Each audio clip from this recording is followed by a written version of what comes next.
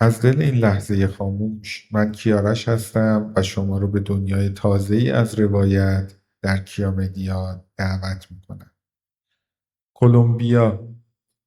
هویت واقعی کلمبیا. بعضی کشورها رو دنیا با یه تصویر ساده میشناسه، اما کلمبیا از اون کشورهاییه که هیچ وقت توی یک تصویر جا نمیشه.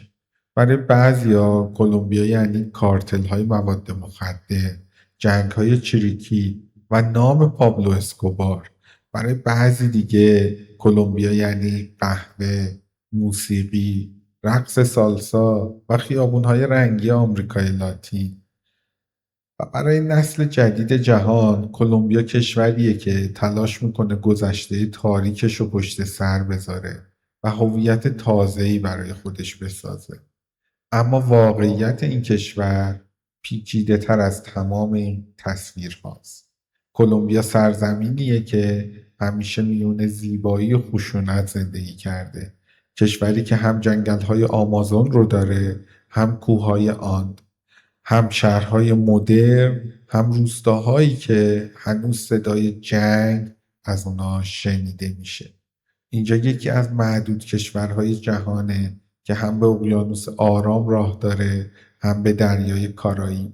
همین موقعیت جغرافیایی قرنها کلمبیا رو به نقطه‌ای مهم در امریکای لاتین تبدیل کرده، پلی میان شرق و جنوب قاره.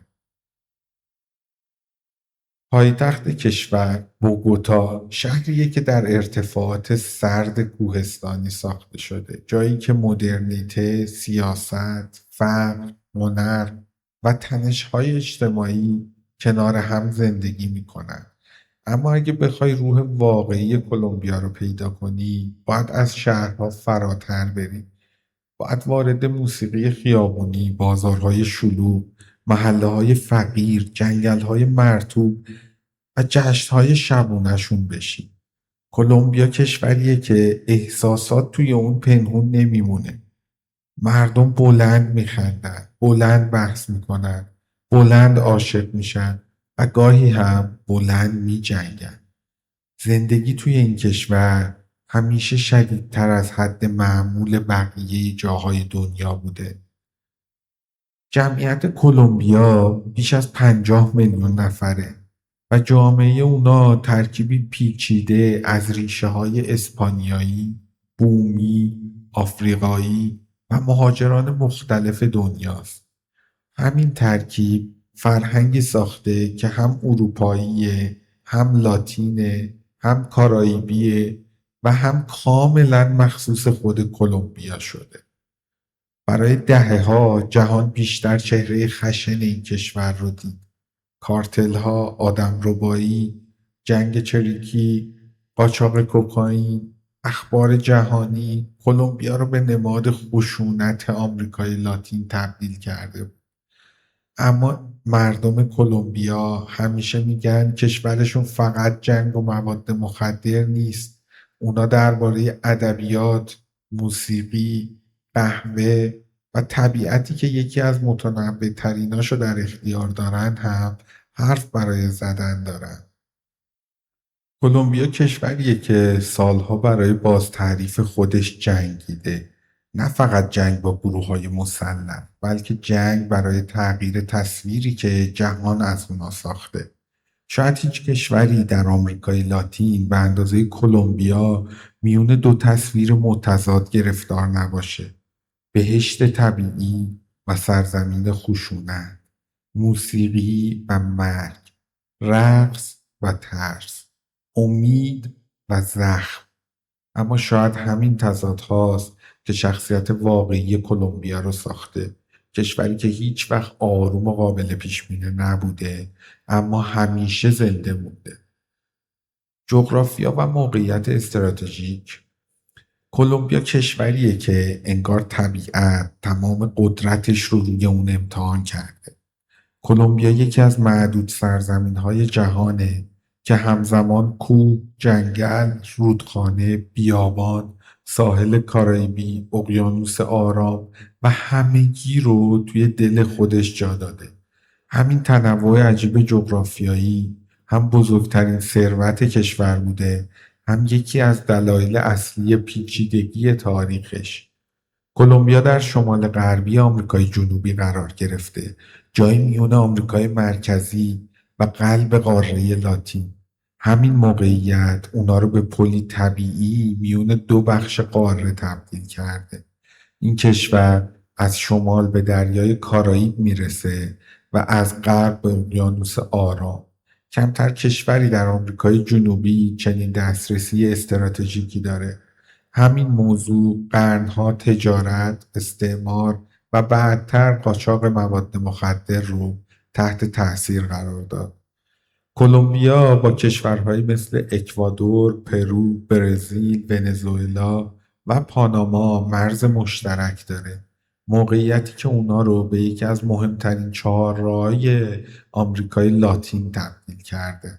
اما چیزی که واقعا جغرافیای کلمبیا رو خاص میکنه رشته کوه‌های عظیم آنده. وقتی آند وارد خاک کلمبیا میشه به سه شاخه بزرگ تقسیم میشه و همین کشور رو به مجموعه‌ای از دره‌ها، ارتفاعات و مناطق جدا از هم تبدیل کرده. این جدایی جغرافیایی قرنها روی سیاست، فرهنگ و حتی جنگ‌های داخلی این کشور تأثیرگذار بوده. بسیاری از مناطق کلمبیا به خاطر همین کوه‌ها سالها از مرکز حکومت دور موندن و همین باعث شد گروه‌های مسلح و کارتل‌ها در بعضی مناطق نفوذ عجیبی پیدا کنند. پایتخت کشور بوگوتا در ارتفاع حدود 2600 متری از سطح دریا قرار داره. یکی از مرتفع‌ترین پایتخت‌های جهانه. برخلاف تصویر رایج از آمریکای لاتین که گرم و استواییه، بوگوتا اغلب هوایی سرد و مه‌آلود داره. اما فقط چند ساعت دورتر آب و هوای کاملا متفاوت میتونید ببینید، چون در کلمبیا ارتفاع همه چیز رو تغییر میده. در مناطق پایینتر جنگل‌های مرطوب و گرمسیری آمازون گسترده شدن، مناطقی که بخشی از ریه‌های زمین محسوب میشن.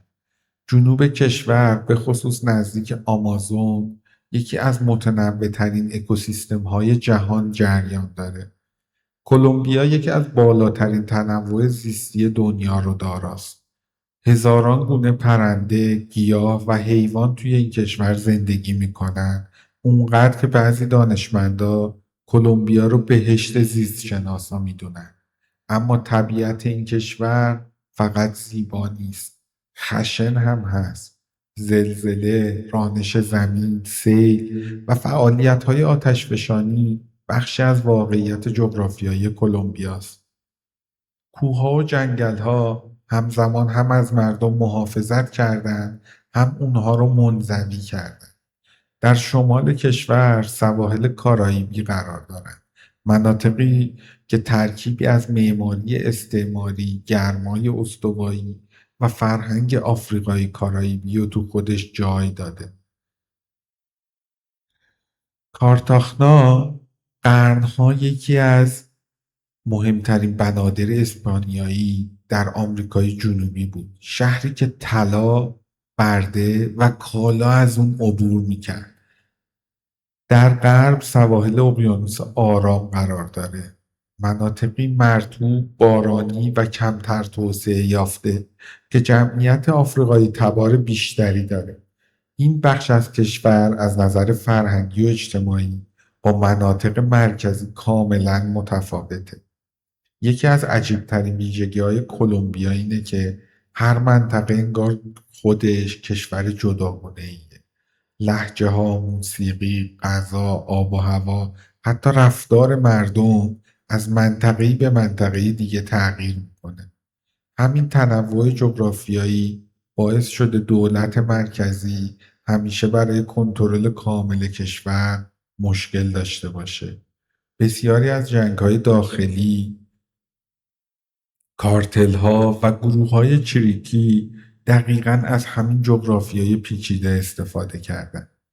جنگل‌ها و کوهستان‌ها برای دهه‌ها پناهگاه گروه‌هایی بود که سالها بخشی از کشور را عملاً خارج از کنترل دولت نگه داشته بودند. اما همین طبیعت امروز برای دهه‌ها پناهگاه گروه‌های دیگه‌ای شده. یکی از امیدهای آینده کلمبیاست. گروه‌های گردشگری طبیعی، اکوتوریسم و تنوع زیستی آروم آروم تصویر جهانی کشور رو داره تغییر میده. وقتی از ارتفاعات مه‌آلود بوگوتا به جنگل‌های داغ آمازون یا ساحل‌های کارائیبی میرسی، سخت باور کنی همه اینها توی یک کشور قرار داره و شاید همین تنوع بیرحم جغرافیایی کلمبیا رو به کشوری تبدیل کرده که هیچ‌وقت ساده و قابل پیش‌بینی نبوده. تاریخ شکل‌گیری کلمبیا تاریخ کشوری نیست که آروم ساخته شده باشه.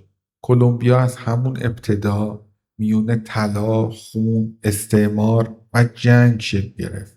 سرزمینی که بارها تلاش کرد خودشو پیدا کنه، اما هر بار بخشی از تاریخ اون دوره دوباره اونو زخمی کرد. قبل از ورود اروپایی‌ها سرزمین کلمبیا خونه تمدن بود. تمدنی بومی که قبایلی مثل مونیسکا، تایرونا و قبایل دیگه توی اون مناطق مختلف کشور به وجود آورده بودن. بعضی از اونها ساختار اجتماعی و اقتصادی پیشرفته‌ای هم داشتن. تمدن مونیسکا که در ارتفاعات اطراف بوگوتای امروز زندگی می‌کردند، مخصوصاً به خاطر طلا معروف بودند. همین طلا بعدها اروپایی‌ها رو به این سرزمین کشوند. افسانه معروف الدرادو دقیقاً در همین منطقه متولد شد. داستان شهری طلایی که فاتحان اسپانیایی سالها برای پیدا کردنش جنگیدند. در قرن 16 اسپانیایی‌ها وارد این سرزمین شدند و خیلی زود کنترل بخش بزرگی از اونو به دست گرفتن. استعمار اسپانیا فقط حکومت نبود، تغییر کامل ساختار زندگی در این کشور بود. بسیاری از مردم بومی در جنگ، بیماری یا کار اجباری جان خودشون را از دست دادند. بعدتر بردگان آفریقایی به کشور آورده شدند و ساختار جمعیتی جدیدی شکل گرفت. ساختاری که هنوز هم روی جامعه کلمبیا تأثیر عمیقی داره.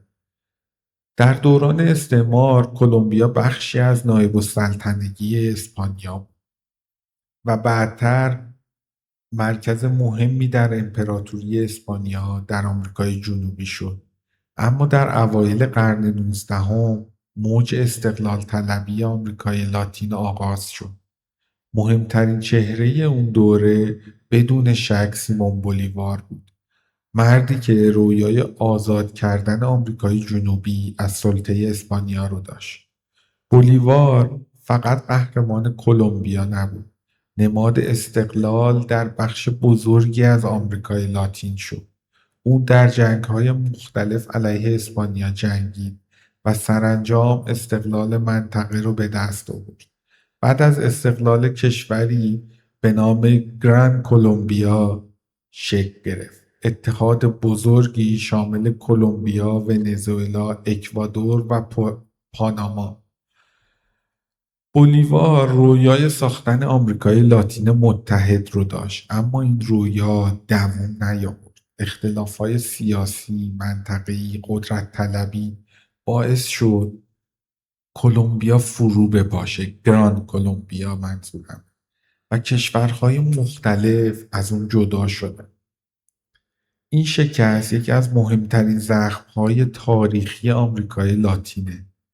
توی قرن 19 کلمبیا وارد دوره‌ای طولانی از جنگ‌های داخلی شد.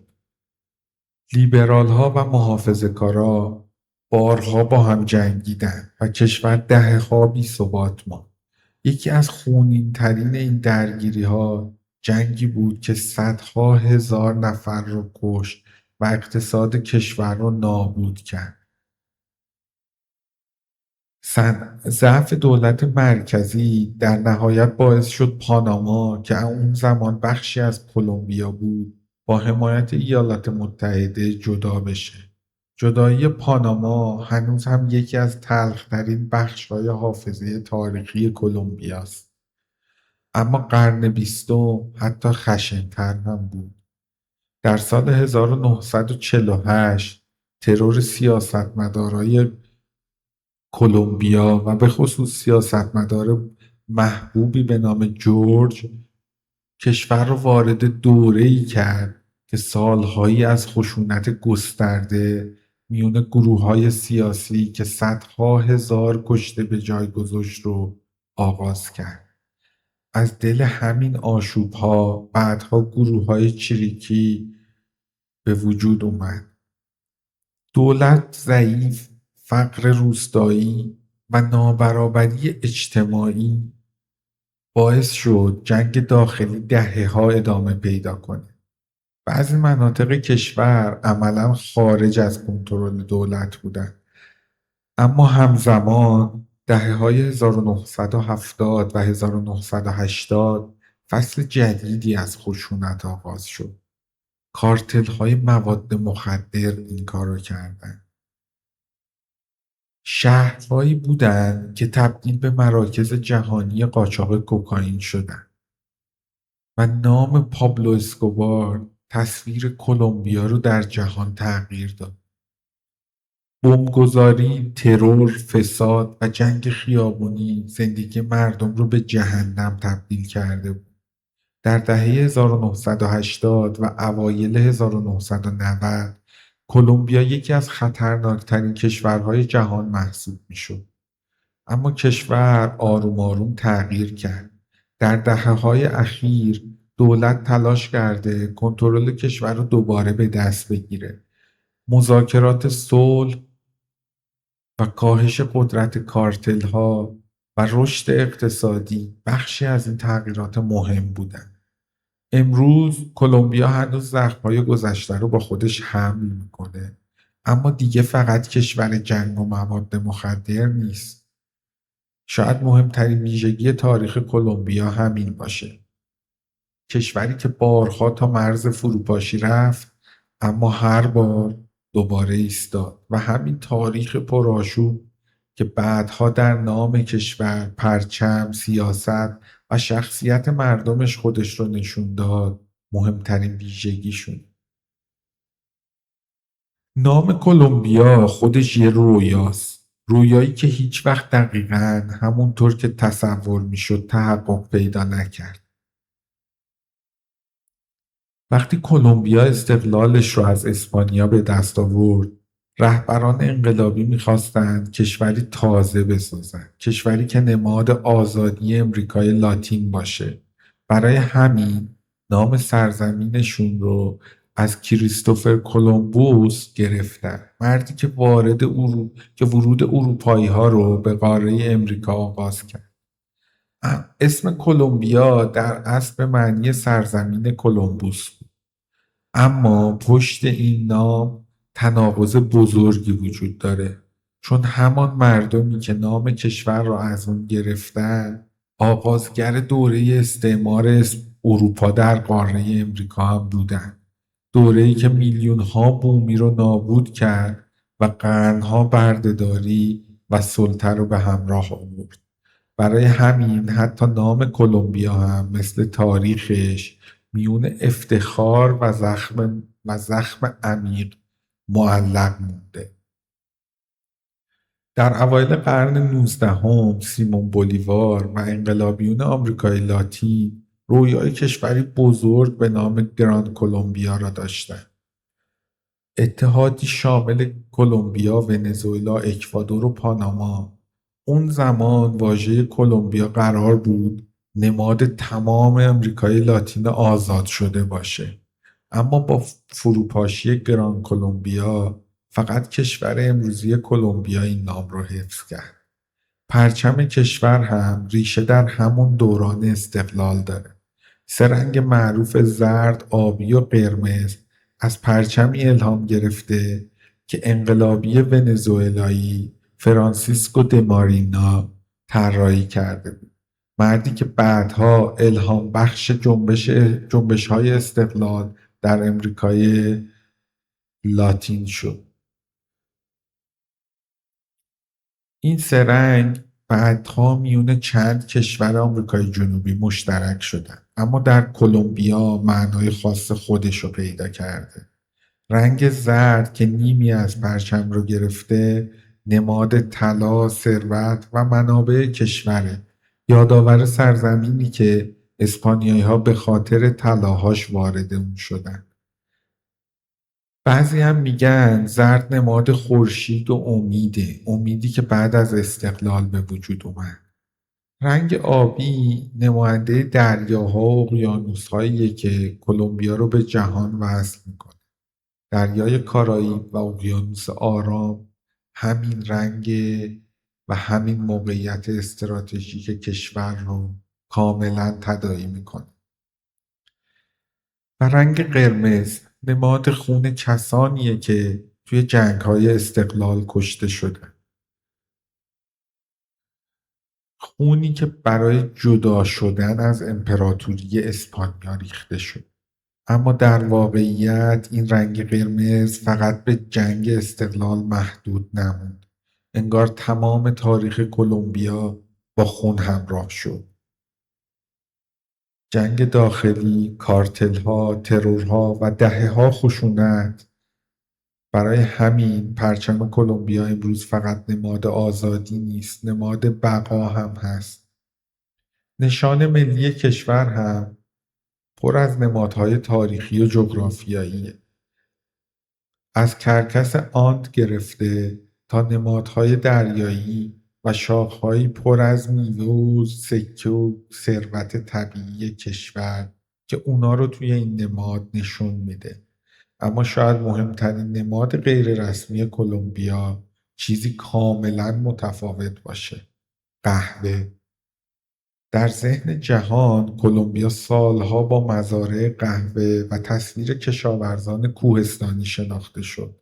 حتی قبل از دوران مواد مخدر بسیاری کلمبیا رو با قهوهش میشناختند. بعدها اما تصویر دیگری روی کشور افتاد، تصویر کارتل‌ها و خشونت، و همین باعث شد کلمبیا برای دهه‌ها تلاش کنه هویت خودش رو دوباره تعریف کنه. حتی امروز هم رابطه مردم با نمادهای ملی خیلی پیچیده است. بعضی‌ها پرچم رو نماد مقاومت و امید می‌بینن، بعضی دیگه یادآور جنگ‌ها و شکست‌های تاریخی. در مسابقات فوتبال یا جشن‌های ملی، پرچم زرد و آبی و قرمز ناگهان تبدیل به نماد غرور ملی جمعی میشه. اما پشت این غرور حافظه‌ای سنگین از خشونت و مبارزات هم وجود داره.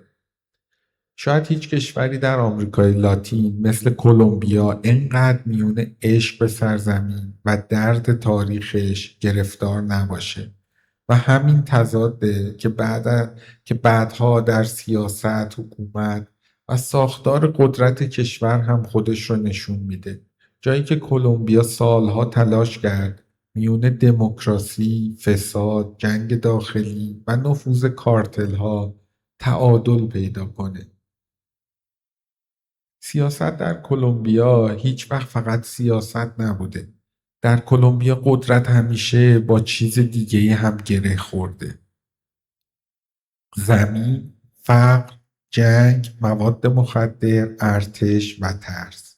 روی کاغذ کلمبیا یک جمهوری دموکراتیکه، کشوری با انتخابات، پارلمان، قانون اساسی و رئیس جمهور منتخب مردم. اما واقعیت سیاسی این کشور بسیار پیچیده تر از ساختار رسم میشه. دولت مرکزی در بوگوتا قرار داره، شهری که قلب سیاسی کشور محسوب میشه. رئیس جمهور مهمترین مقام اجراییه و کنگره ملی ساختار قانونگذاری رو تشکیل میده.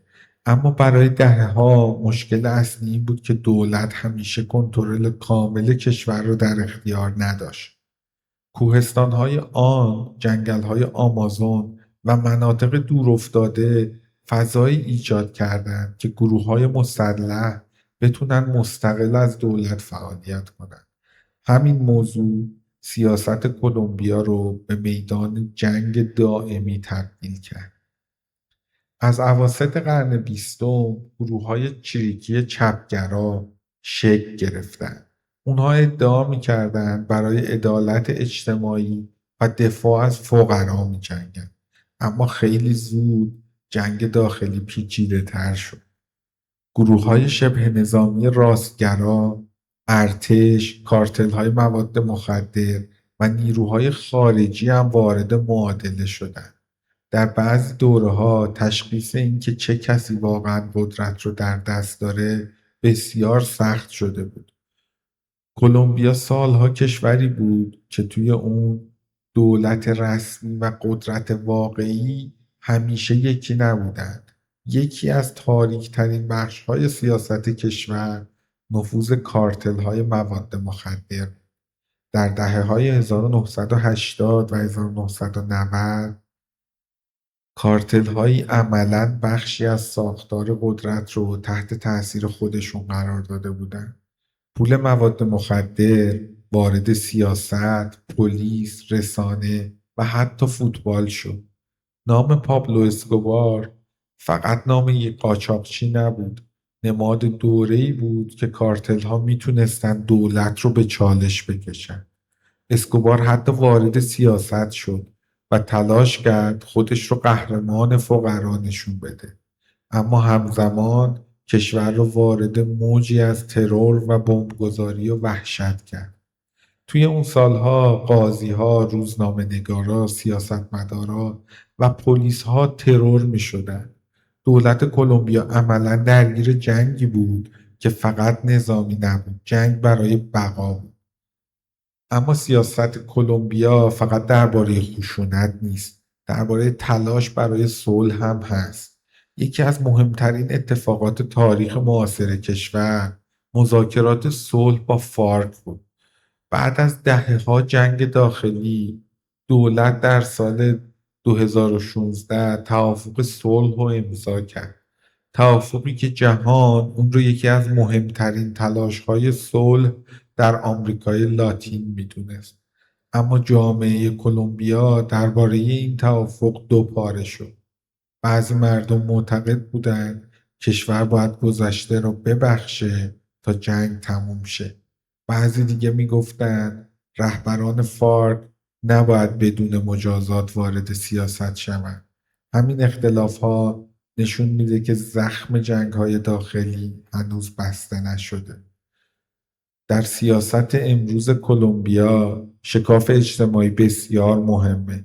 اختلاف میون فقیر و غنی، شهر و روستا و نسل‌های مختلف روی انتخابات و فضای سیاسی تأثیر بسیار زیادی داره. برای سالها قدرت سیاسی بیشتر دست نخبگان سنتی و طبقه ثروتمند بود. اما در سالهای اخیر اعتراضهای مردمی و ظهور جریانهای جدید سیاسی فضای کشور را تغییر داده. انتخاب پترو به عنوان نخستین رئیس جمهور چپگرای تاریخ مدرن کلمبیا نشون همین تغییر بود. کشوری که دهه‌ها از ترس چریک‌های چپ سیاست محافظه‌کارانه داشت حالا وارد مرحله جدیدی شده. اما چالش‌ها هنوز باقی مونده. فساد، قاچاق مواد مخدر، گروه‌های مسلح محلی و نابرابری اجتماعی همچنان بخشی از واقعیت سیاسی کشورند. بعضی مناطق هنوز ناامنند و دولت در همه جا قدرت کامل نداره. در عین حال کلمبیا یکی از قدیمی‌ترین دموکراسی‌های آمریکای لاتین رو هم داره. برخلاف بعضی کشورهای منطقه، ارتش کمتر مستقیما قدرت رو به دست گرفته و انتخابات منظم ادامه پیدا کرده. همین تضاد سیاست کلمبیا رو خاص میکنه.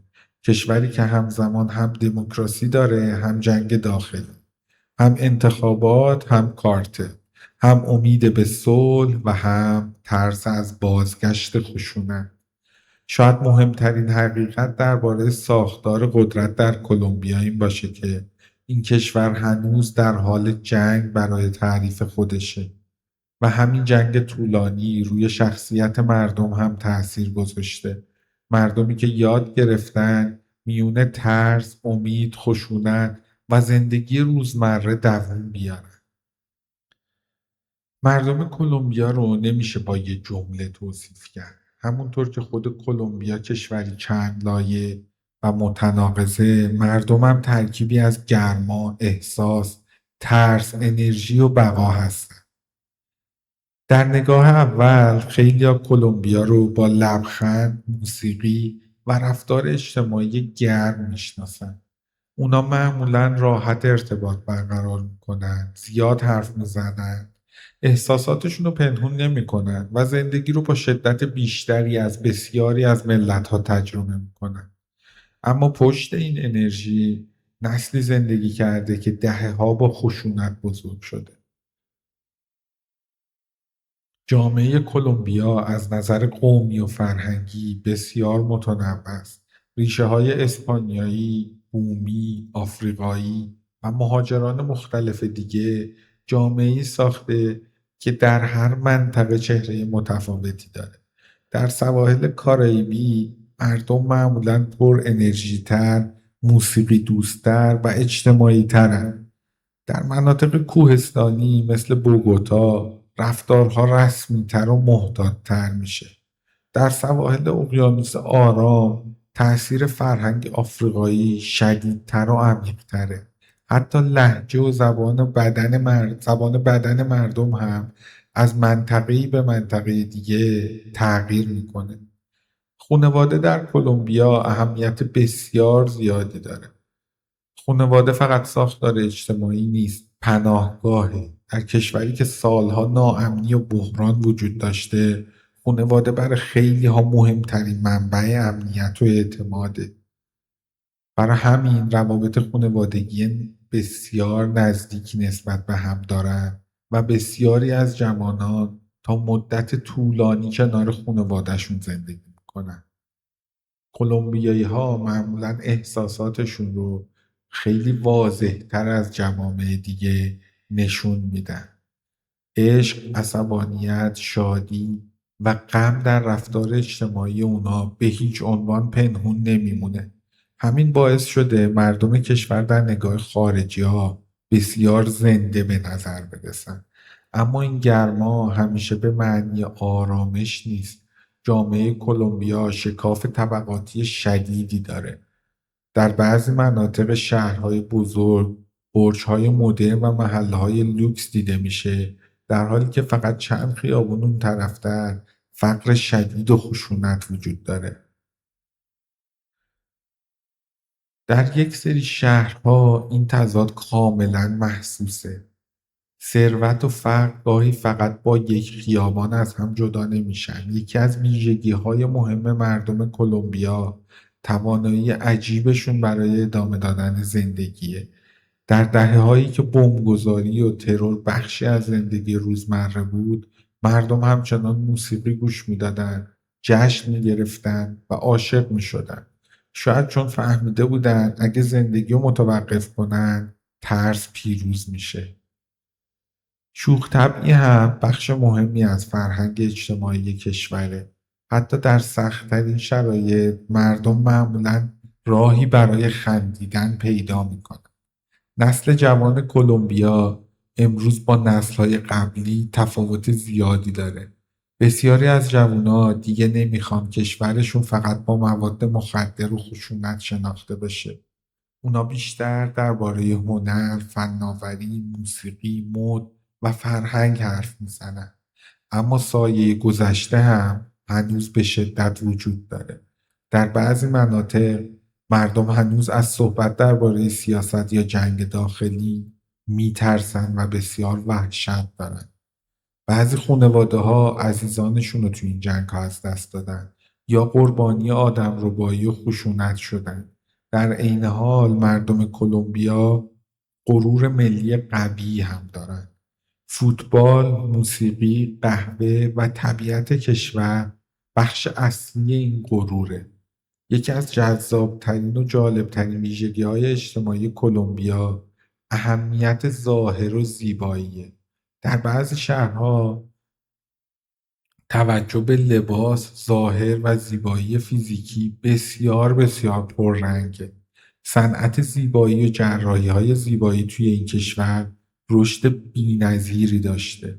اما پشت این ظاهر پر انرژی جامعه‌ای وجود داره که هنوز در حال درمان زخم‌هاشه.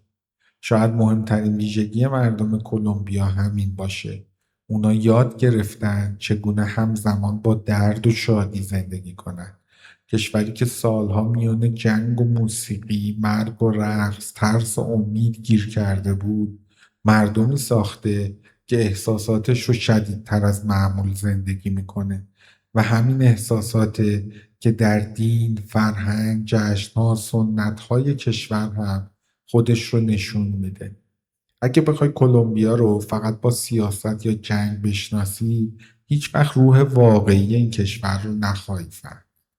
روح کلمبیا توی موسیقی خیابونی، جشن‌های شبانه، کلیساهای قدیمی، رقص، غذا و سنت‌هایی زندگی میکنه که قرنها از دل استعمار، آفریقا، بومیان و آمریکای لاتین اصیل شکل گرفته.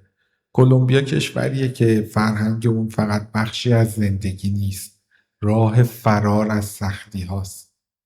از نظر مذهبی بیشتر مردم کشور مسیحی و عمدتاً کاتولیکن. این میراث مستقیم دوران استعمار اسپانیاست. کلیسا قرنها نقش عظیمی در سیاست، آموزش و زندگی اجتماعی این کشور داشت. حتی امروز هم توی بسیاری از شهرها و روستاها کلیسا هنوز مرکز مهم زندگی اجتماعیه. مراسم مذهبی، جشن‌های مقدس و آیین‌های کاتولیکی بخش طبیعی از فرهنگ مردم باقی مونده توی این دورانه. اما دین در کلمبیا فقط ساختار رسمی کلیسا نیست. در بعضی مناطق، مخصوصا جاهایی که فرهنگ آفریقایی قوی‌تری دارن، باورهای محلی و سنت‌های قدیمی با مسیحیت ترکیب شده. همین باعث شده فضاهای مذهبی کشور احساسی‌تر و مردمی‌تر از بعضی از کشورهای اروپایی باشه. یکی از معروفترین جشن‌های مذهبی توی این کشور کارناوالی عظیمه که ترکیبی از موسیقی، رقص، لباس‌های رنگارنگ و سنت‌های آفریقایی و اسپانیایی رو نشون میده. کارناوال بارانکیا فقط جشن نیست، نمایش هویت واقعی کلمبیاست. جایی که اروپا، آفریقا و امریکای لاتین کنار هم می‌رقصن. موسیقی توی فرهنگ کلمبیا تقریبا مثل خون توی رگ‌هاست. هر منطقه موسیقی خودش رو داره. در سواحل کارائیبی موسیقی شنیده میشه به سبکی و ریشه‌ای که در اونجا وجود داره. در شهرهای دیگه بخشی از هویت شهری شده. شبها شهر پر از رقص و موسیقیه توی اکثر شهرهای کلمبیا. انگار مردم نمیخوان حتی برای چند ساعت سختی‌های زندگی رو به یاد بیارن. موسیقی برای مردم کلمبیا فقط سرگرمی نیست، بخشی از بقاست.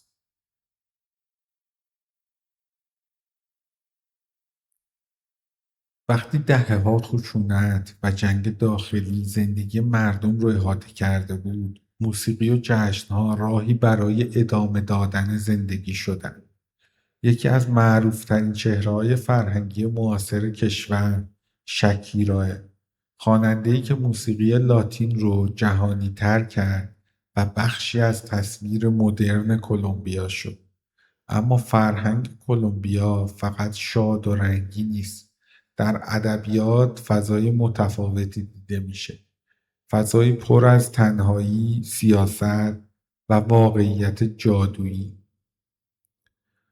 گابریل گارسیا مارکز نویسنده برنده نوبل نه تنها ادبیات کلمبیا رو بلکه ادبیات جهان رو تغییر داد.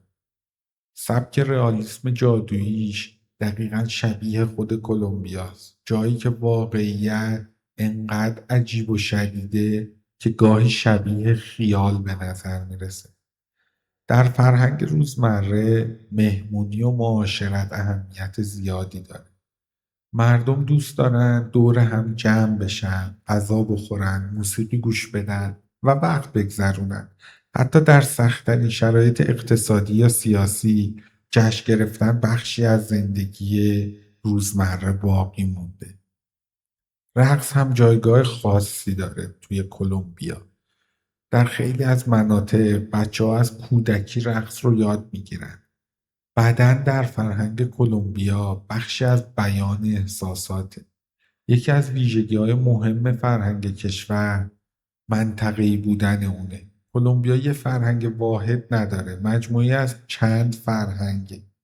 فرهنگ کارائیبی شمال کشور کاملا با فرهنگ کوهستانی بوگوتا یا مناطق آمازون متفاوته.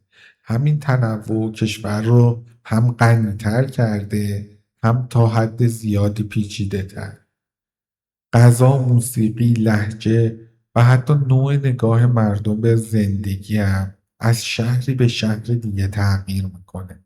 اما چیزی که تقریبا توی تمام کشور مشترکه مقاومت فرهنگی مردم. دهه‌ها خشونت، قاچاق و جنگ داخلی نتونست فرهنگ کلمبیا رو نابود کنه. برعکس شاید حتی اونو احساسی تر و زنده تر کرد. شاید چون مردم فهمیده بودن اگه موسیقی، رقص و داستانهاشون رو از دست بدن، چیزی از هویتشون باقی نمیمونه.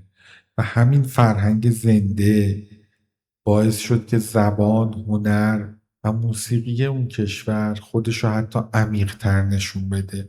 جایی که کلمبیای واقعی از زیر تصویر کلیشه‌ای جهان بیرون اومد. کلمبیا کشوریه که صدا توی اون هیچ وقت خاموش نمیشه. صدای فروشنده های خیابونی، موسیقی که از پنجره خانه ها بیرون میاد، صدای رقص در شبهای کارائیب و حتی صدای اعتراض و درد. توی کلمبیا فرهنگ بیشتر از هر چیز با صدا شناخته میشه. زبان رسمی کشور اسپانیاییه، اما اسپانیایی کلمبیا فقط یه زبان واحد نیست. لهجه ها از منطقه‌ای به منطقه دیگه تغییر میکنن و گاهی انقدر متفاوتن که انگار متعلق به کشورهای جداگونه‌ای هستن. لهجه مردم بوگوتا معمولاً رسمی‌تر و آروم‌تره. در سواحل کارائیبی مردم سریع‌تر و پر انرژی‌تر حرف میزنن. در مناطق کوهستانی لهجه‌ای شکل گرفته که به اسپانیایی پائیسا معروفه. بخشی از هویت اون منطقه است. خیلی معتقدن اسپانیایی کلمبیا مخصوصا لهجه بوگوتا یکی از واضح‌ترین و قابل فهم‌ترین اسپانیایی‌های جهانه. برای همین بعضی دانشجوهای خارجی کلمبیا رو برای یادگیری زبان اسپانیایی انتخاب میکنن. اما در کنار اسپانیایی ده‌ها زبان بومی دیگه هم وجود داره توی این کشور که هنوز زنده‌اند. مخصوصا در مناطق آمازون و میان قبایل بومی. هرچند بسیاری از این زبانها ساختارشون در خطر افتاده. اما اگه زبان رسمی کشور اسپانیایی باشه، زبان واقعی احساسات مردم موسیقیه. کلمبیا یکی از مهمترین قدرت‌های موسیقی توی آمریکای لاتین محسوب میشه. موسیقی توی این کشور فقط هنر نیست، بخشی از زندگی روزمره و هویت اجتماعی. یکی از معروفترین سبک‌های موسیقی کشور سبکیه که از ترکیب فرهنگ آفریقایی، بومی و اسپانیایی شکل گرفته. گومبیا ریتم آروم اما عمیقی داره. موسیقی که هم غم توی اون هست هم شاد. این سبک بعدها در سراسر آمریکای لاتین پخش شد و تبدیل به یکی از هویت‌های موسیقی لاتین شد. در شمال کشور مخصوصا در مناطق کارائیبی موسیقی جور دیگه‌ای محبوبه، سبکی که با آکاردئون، داستانگویی و احساسات شدید شناخته میشه. اما اگه بخوای اثر خالص کلمبیا رو ببینی باید به کالی بری، شهری که سالسا توی اون تقریبا یک مذهب بسیار گسترده و عمیقه. کالی رو پایتخت سالسای جهان مینامن. مردم شهر فقط موسیقی گوش نمیدن، زندگی رو با ریتم سالسا تجربه میکنن. شب‌های شهر پر از کلوب‌هاییه که تا صبح موسیقی و رقص توی اون جریان داره. رقص توی کلمبیا فقط سرگرمی نیست. بخشی از هویت بدنی مردمه. حتی کسایی که حرفه‌ای نمی‌رقصن معمولاً از کودکی با ریتم و موسیقی بزرگ میشن. در موسیقی مدرن کلمبیا طی 2 دهه گذشته تبدیل به یکی از مهمترین صادرکنندگان موسیقی لاتین شده. شکیرا شاید معروف‌ترین چهره جهانی موسیقی کشور باشه. هنرمندی که موسیقی لاتین رو وارد جریان اصلی پاپ جهانی کرد. بعد از او هنرمندای دیگه‌ای مثل مالوما، کارول جی، موج جدید موسیقی شهری لاتین اونا رو هم جهانی کردن. جالب اینجاست که موسیقی مدرن کلمبیا همچنان ریشه های کارائیبی و آفریقایی خودش رو حفظ کرد. حتی وقتی کاملا جهانی شده. اما هنر توی کلمبیا فقط موسیقی نیست. ادبیات کشورم جایگاه افسانه‌ای داره. مارکز با آثارش تصویر ادبی کلمبیا رو برای همیشه تغییر داد. در کتاب‌های او واقعیت و خیال توی هم حل شدن. درست مثل تاریخ کشور که گاهی انقدر عجیب و خشن بود که بیشتر شبیه داستان به نظر می رسید. در هنرهای تجسمی بوترو یکی از معروفترین چهره‌های جهانه. نقاش و مجسمه سازی که با سبک خاص شخصیت‌های بزرگ و اغراق شده‌اش رو به وجود آورده بود. آثار بوترو همزمان طنز، نقد اجتماعی و هویت لاتین رو توی خودش داره. مجسمه‌های اون امروز بسیاری از شهرهای جهان در نوردیده و اون توی اون شهرها دیده میشه. هنر خیابونی هم تو شهرهایی مثل بوگوتا رشد زیادی کرده. دیوارهای شهر پر از گرافیتی‌هاییه که درباره سیاست، فقر، جنگ داخلی و امید حرف میزنن. شاید چون نسل جدید کلمبیا میخواد داستان خودش رو تعریف کنه، نه فقط داستانی که رسانه‌های جهان سالها درباره مواد مخدر و خشونت ساخته بودن. و همین هنر و موسیقیه که کمک کرده تصویر جهانی کشور آروم آروم تغییر کنه. کلمبیا رو نمیشه مثل یک کشور واحد تصور کرد. این سرزمین بیشتر شبیه چند کشور مختلفه که به اجبار کنار هم قرار گرفتن. کلمبیا انقدر از نظر جغرافیا، فرهنگ و آب و هوا متنوعه که گاهی فاصله میان دو شهر فقط فاصله مکانی نیست، فاصله دو جهان متفاوته. مرکز این جهان پیچیده بوگوتاه، پایتختی که توی ارتفاعات سرد رشته‌کوه آن ساخته شده. بوگوتا شهری سنگین، شلوغ و سیاسیه. برخلاف تصویر گرم و استوایی آمریکای لاتین، اینجا اغلب هوا سرد و مه‌آلوده. خیابون‌های طولانی، ترافیک و ساختمان‌های مدرن و محله‌های فقیر همگی اینجا کنار هم قرار گرفته. این شهر قلب سیاسی و اقتصادی کشور کلمبیاست. اما خیلی از مردم کلمبیا معتقدند بوگوتا روح واقعی کشور را نمایندگی نمی‌کنه، چون کلمبیا فقط پایتختش نیست. اگه به شمال کشور بری وارد دنیای کاملا متفاوتی میشی. شهرهایی مثل بارانکیا، این شهر یکی از زیباترین شهرهای استعماری آمریکای لاتینه. دیوارهای قدیمی، خیابونهای سنگی، بالکنهای پر از گل و هوای داغ کارائیبی این شهر رو شبیه صحنه‌ای از رمان‌های قدیمی کرده. اما پشت این زیبایی تاریخ استعمار و تجارت برده خوابیده. این شهر قرنها بندر اصلی اسپانیا در منطقه بود، جایی که طلا، نقره و انسانها از اون عبور می‌کردند.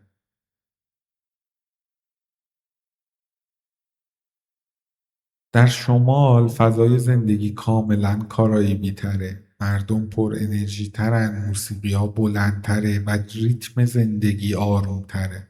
اما تو غرب کشور شهر قرار داره که شاید بیشتر از هر جای دیگه‌ای نماد تغییر کلمبیا باشه. مدلین زمانی خطرناکترین شهر جهان محسوب شد. مرکز قدرت پابلو اسکوبار و کارتل مدلین. اما امروز شهر تلاش کرده خودش رو بازسازی کنه. مترو مدرن، پروژه‌های شهری و رشد فناوری این شهر رو به نماد تغییر در کلمبیا تبدیل کرده. خیلی‌ها امروز اونو یکی از مدرن‌ترین و خلاق‌ترین شهرهای آمریکای لاتین میدونن. اما گذشته هنوز کاملا ناپدید نشده.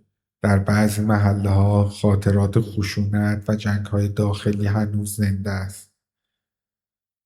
در جنوب غربی کالی قرار داره، شهری که با سالسا نفس میکشه. کالی گرم، پر جنب و جوش و احساسیه. خیلی این شهر رو پایتخت رقص آمریکای لاتین میدونن. اما کالی هم مثل بسیاری از شهرهای کلمبیا با مشکلات اجتماعی و خشونت درگیر بوده. فراتر از شهرها بخش بزرگی از کشور رو جنگل‌ها، کوهستان‌ها و مناطق روستایی تشکیل میدن. مناطقی که سالها محل حضور گروه‌های چریکی و درگیری‌های مسلحانه بودند. جنوب کشور وارد جنگل‌های عظیم آمازون میشه. مناطقی مرطوب، دورافتاده و کم جمعیت که هنوز بخشی از اونها کاملا دست نخورده باقی مونده. کلمبیا از نظر تقسیمات اداری به استانها یا دپارتمانهای مختلف تقسیم میشه و هر منطقه هویت فرهنگی خودش رو داره. اما شاید مهمترین ویژگی کشور تنوع آب و هوایی عجیبش باشه. تو یه روز میشه از هوای سرد کوهستانی بوگوتا به سواحل داغ کارائیب رسید. ارتفاع در کلمبیا همه چیز رو تغییر میده و این کاریه که ارتفاع داره انجام میده.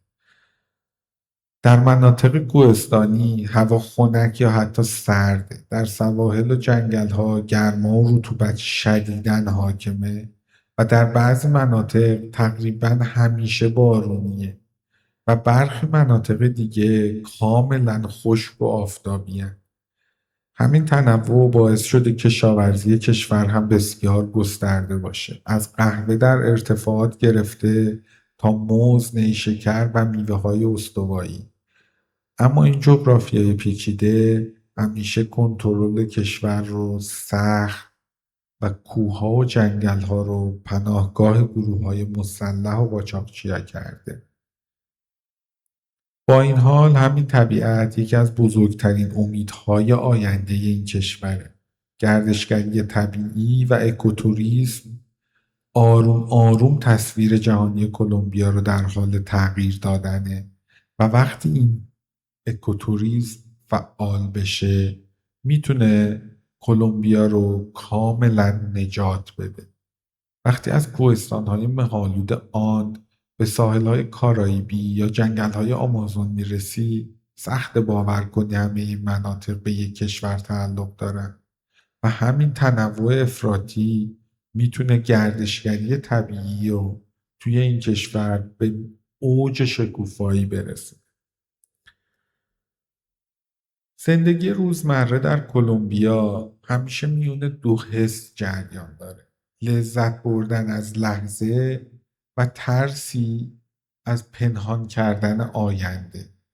توی کلمبیا مردم یاد گرفتن حتی وقتی جهان اطرافشون بی‌ثباته باز هم زندگیشون رو ادامه بدن. شاید به همین دلیله که خیابون‌های کشور پر از موسیقی، رنگ و انرژی هن. انگار جامعه نمیخواد اجازه بده خشونت تمام هویتش رو ببره. صبح‌ها در بوگوتا معمولاً با هوای خنک، ترافیک سنگین و عجله شروع میشه. مردم از محله‌های مختلف به سمت اداره‌ها، دانشگاه‌ها و بازارها حرکت میکنن. بوگوتا ریتمی عصبی و رسمی تر از بقیه کشور داره. اما چند ساعت دورتر در شهرهای کارائیبی زندگی آرومتر و گرمتره. مردم خیلی دیرتر حرکت میکنن، خیلی خیلی بیشتر حرف میزنن و موسیقی بخشی طبیعی از روزه.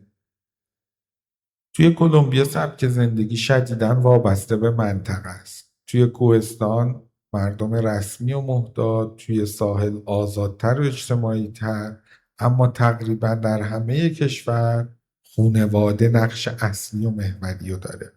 خونواده برای خیلی از کلمبیایی ها فقط رابطه خونی نیست، مهمترین پناهگاه عاطفی و اقتصادی هر فرده. در کشوری که سالها جنگ داخلی و بحران اقتصادی وجود داشته، خانواده تبدیل به ستون اصلی زندگی شده.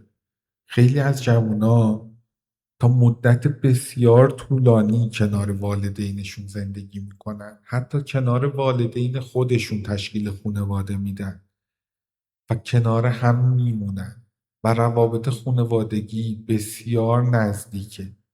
غذا خوردن، مهمانی، جشن‌های خانوادگی و دورهمی‌ها بخش مهمی از زندگی روزمره.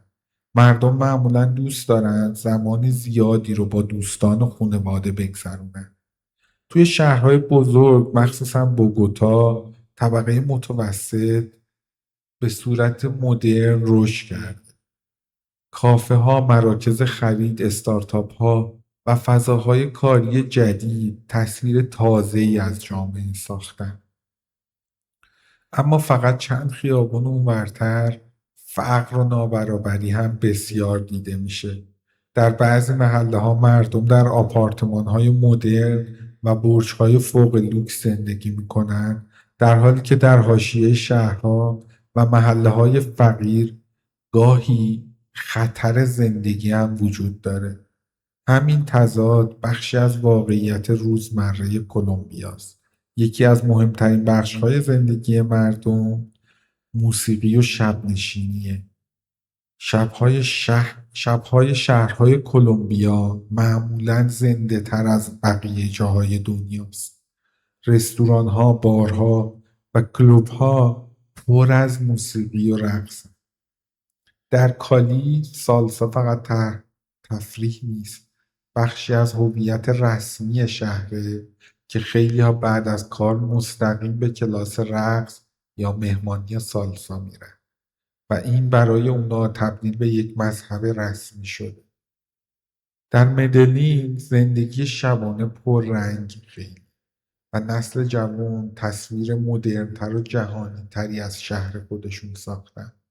اما پشت این زندگی پر انرژی واقعیت امنیت هنوز وجود داره.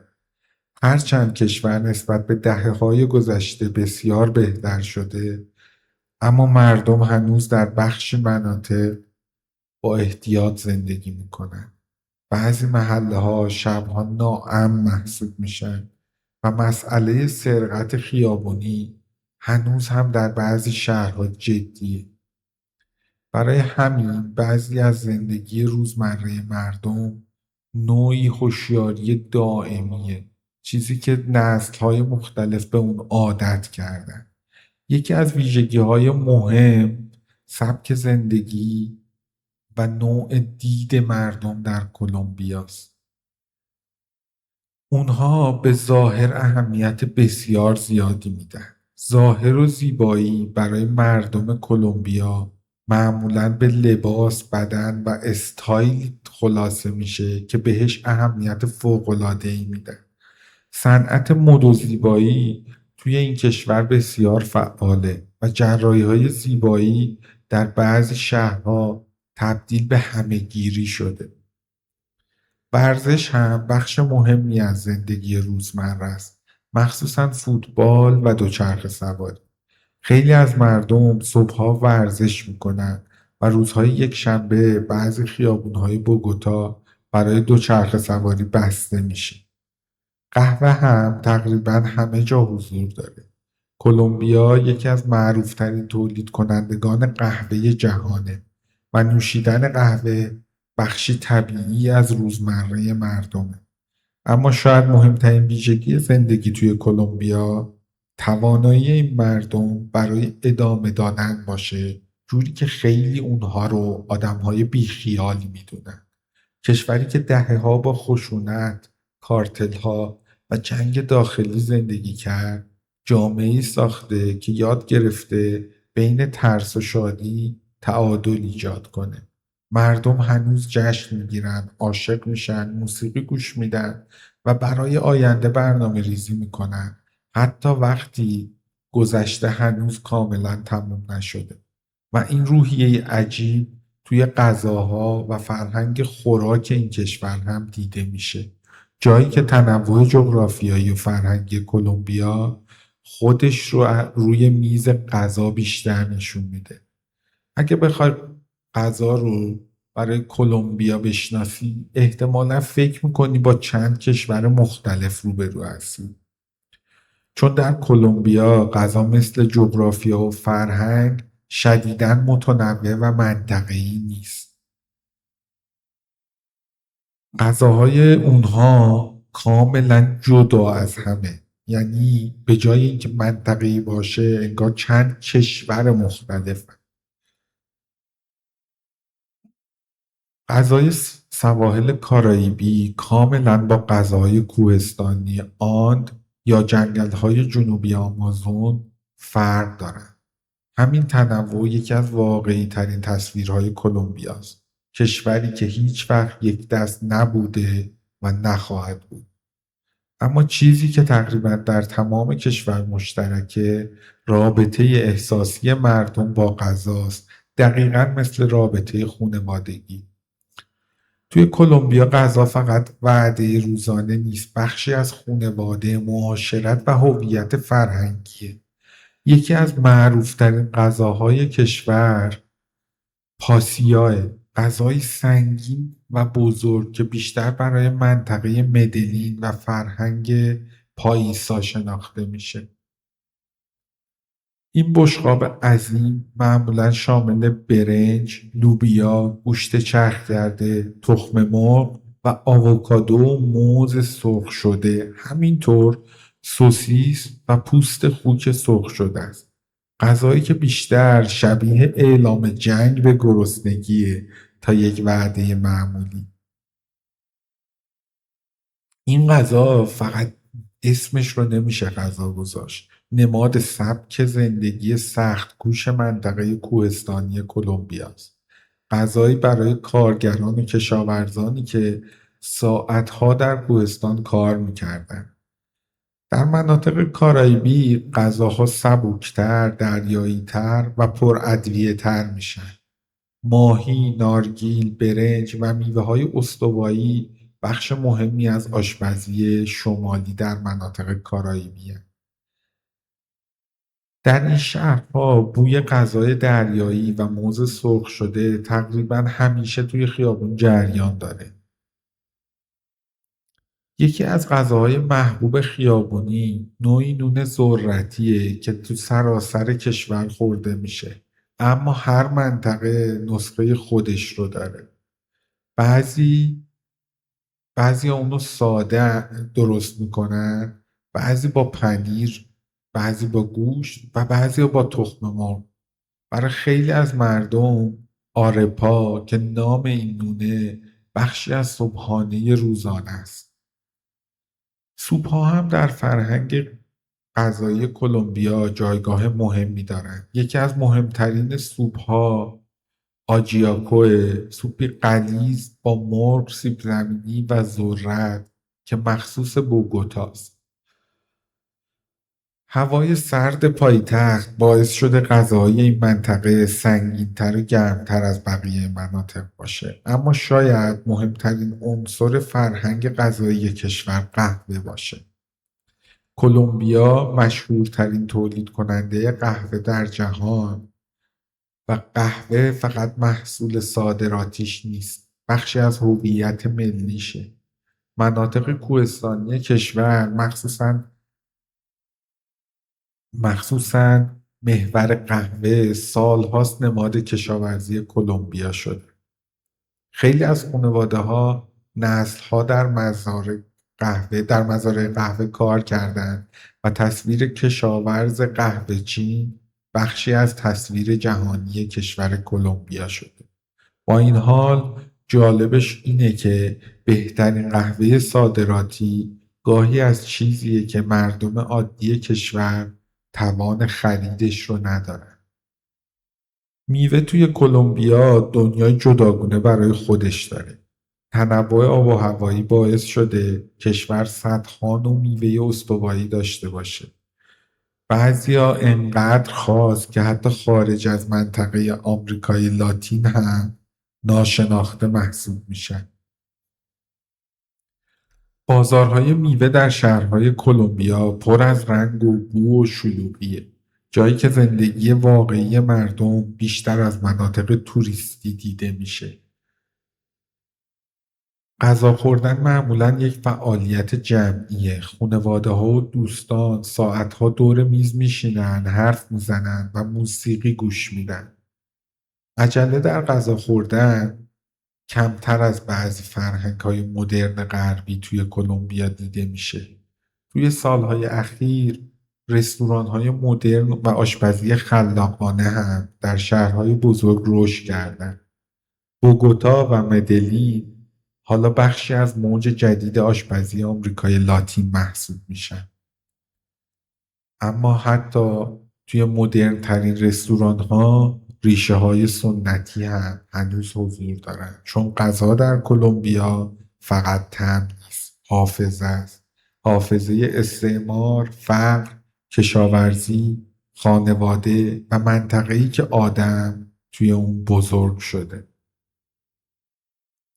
اقتصاد کلمبیا شبیه خیابون‌های خودشه، پر از انرژی، آشوب و نابرابری. کلمبیا امروز یکی از بزرگترین اقتصادهای آمریکای لاتین محسوب میشه، اما پشت آسمون خراش‌ها، استارتاپ‌ها و رشد اقتصادی تاریخی طولانی از فقر و فساد و قاچاق مواد مخدر و مهمتر از همه شکاف طبقاتی پنهان شده. برای سالها اقتصاد کشور بر پایه کشاورزی و استخراج منابع طبیعی میچرخید. قهوه مهمترین نماد اقتصاد کشور بود و محصولی که نام کشور رو به جهان معرفی میکرد قهوه بود. در قرن 20 مزارع قهوه میلیون‌ها نفر رو مشغول به کار میکردند و طبقه ای از کشاورزان و تاجران شکل گرفته بود که اقتصاد کشور رو جلو می بردن. اما قهوه تنها داستان اقتصاد کلمبیا نبود. کشور منابع طبیعی عظیمی داره: نفت، زغالسنگ، طلا، زمرد و تنوع کشاورزی بسیار گسترده کلمبیا رو به یکی از بزرگترین صادرکنندگان زمرد در جهان و سالها بخش بزرگی از بازار جهانی این سنگ قیمتی تبدیل کرده که قیمت سنگ رو توی کلمبیا کنترل میکنه. با این حال ثروت طبیعی همیشه به معنی رفاه عمومی نبوده و نیست. در دهه‌های 1970 و 1980 اقتصاد کشور وارد تاریک‌ترین دوره خودش شد، دوران کارتل‌های مواد مخدر. قاچاق کوکائین ناگهان پول عظیمی وارد کشور کرد. شهرهایی مثل مدلین و کالی تبدیل به مراکز اقتصاد زیرزمینی جهان شدند. کارتل‌ها فقط مواد مخدر نمی‌فروختند، اونا وارد سیاست، فوتبال، ساخت و ساز و بانکداری هم شدند. در بعضی دوره‌ها پول مواد مخدر بخشی از اقتصاد واقعی کشور را هم تغذیه می‌کرد. پابلو اسکوبار تبدیل به نام نمادین این دوران شد. مردی که ثروتش انقدر عظیم بود که زمانی جزو ثروتمندترین افراد جهان محسوب میشد. اما این پول بهایی سنگین داشت: فساد، خشونت، ترور و بی‌اعتمادی اجتماعی که ضربه بزرگی به کلمبیا زد. در دهه‌های اخیر دولت تلاش کرد اقتصاد کشور رو مدرن‌تر و قانونی‌تر کنه. امروز کلمبیا دیگه فقط با مواد مخدر دست و پنجه نرم نمی‌کنه، بلکه صنایع واقعی توی اونجا به وجود اومده. صنایع فناوری، خدمات، گردشگری و تجارت رشد کردن. شهرهایی مثل مدلین تلاش کردن از نماد خشونت به نماد نوآوری تبدیل بشن. پول رسمی کشور پزوی کلمبیاییه، واحدی که ارزشش طی سالها تحت تأثیر بحران‌های اقتصادی، تورم و نوسانات جهانی قرار گرفت. اما شاید مهمترین واقعیت اقتصادی کشور نابرابری باشه. کلمبیا یکی از نابرابرترین جوامع آمریکای لاتینه. فاصله میان ثروتمندان و فقرا توی شهرها به قدری زیاده که حتی با یک نگاه سطحی کاملا دیده میشه. در بعضی مناطق بوگوتا محله‌های لوکس، مراکز خرید مدرن و برج‌های شیشه‌ای وجود داره، در حالی که فاصله اونها با محله‌های فقیر و گاهی خطرناک حتی به چند خیابون هم نمیرسه، بلکه یک خیابون آن طرف داره. طبقه اجتماعی در کلمبیا حتی به صورت رسمی هم طبقه بندی میشه. دولت برای مناطق شهری سیستم طبقه بندی اقتصادی داره و بعضی خدمات و مالیات‌ها بر اساس همین طبقات تعیین میشه. این مسئله نشون میده شکاف طبقاتی فقط یک نوع احساس اجتماعی نیست، بلکه بخشی از ساختار واقعی کشوره. تو روستاها وضعیت اغلب سخت‌تر از این هم هست. دهه‌ها جنگ داخلی، فقر و حضور گروه‌های مسلح باعث شده بسیاری از مناطق روستایی توسعه پیدا نکنند. برای همین مهاجرت به شهرها شدت بسیار زیادی گرفته و شهرهای بزرگ پر از حاشیه نشینی شده. در عین حال طبقه متوسط جدیدی هم توی کشور شکل گرفته، نسلی که تحصیل کرده تر، جهانی تر و متصل تر به اقتصاد مدرنه. نسل جدید کلمبیا بیشتر درباره استارتاپ ها، فناوری و گردشگری حرف میزنن. اما سایه اقتصاد زیرزمینی هم هنوز وجود داره. کشت کوکا و قاچاق مواد مخدر هنوز در برخی مناطق ادامه داره، چون برای بعضی کشاورزای فقیر سود اون بیشتر از کشاورزی قانونیه. همین باعث شده مبارزه با مواد مخدر فقط مسئله امنیتی نباشه، بلکه مسئله فقر و توسعه هم باشه. یکی از امیدهای بزرگ اقتصاد کشور گردشگریه که تمام امید آینده کلمبیا رو میتونه معطوف به خودش بکنه. در سالهای اخیر جهان آرام آرام تصویر جدید و واقعی کلمبیا رو دیده. کشوری با طبیعت فوق‌العاده، شهرهای زنده و فرهنگ غنی. اما اقتصاد کلمبیا در کل هنوز میون دو تا تصویر گرفتاره: اقتصاد مدرن در حال رشد و زخم‌های عمیق نابرابری و اقتصادی که به صورت زیرزمینی اداره میشه. شاید مهمترین حقیقت این باشه که کشور هنوز در حال جنگ برای ساختن نسخه تازه‌ای از خودشه. کلمبیا کشوریه که طبیعت تقریبا همه چیز به اون داده: کوه، جنگل، نفت، طلا، رودخانه، خاک حاصلخیز و یکی از متنوع‌ترین اکوسیستم‌های جهان. اما تاریخ کلمبیا نشون داده منابع طبیعی به معنی آرامش و ثروت برای این کشور نبوده. این کشور یکی از غنی‌ترین سرزمین‌های آمریکای لاتین از نظر تنوع طبیعیه، اما همین تنوع جغرافیایی و طبیعی باعث شده که اقتصاد کشور هم متنوع بشه. یکی از مهمترین نمادهای اقتصاد و طبیعی کشور که مثل همیشه قهوه است. کلمبیا دهه‌ها معروف‌ترین تولید کننده قهوه جهان بود. کلمبیا در ضمن ذخایر عظیمی از نفت و زغالسنگ داره.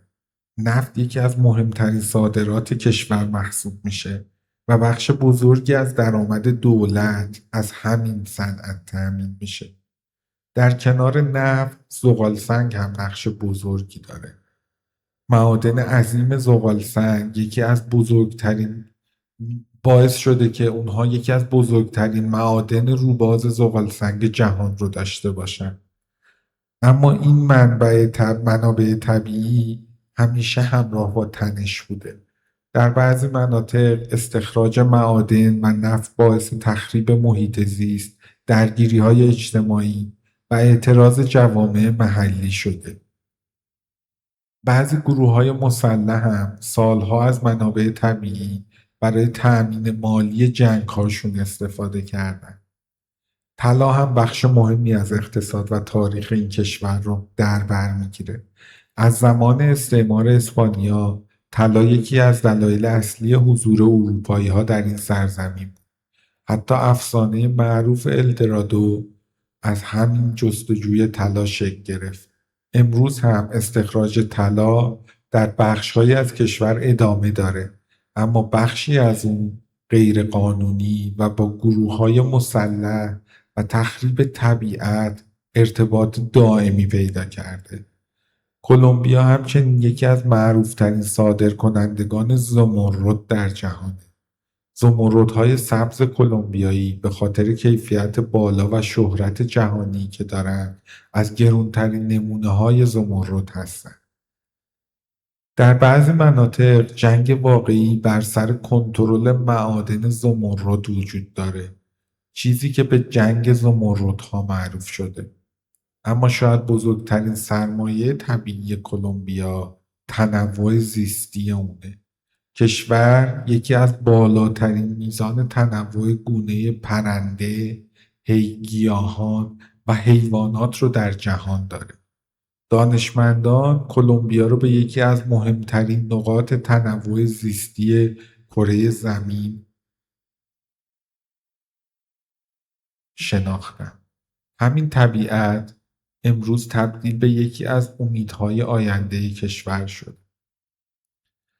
که مربوط میشه به صنعت اکوتوریسم و گردشگری طبیعی و حفاظت از محیط زیست هم آروم آروم داره پیشرفت بیشتری میکنه.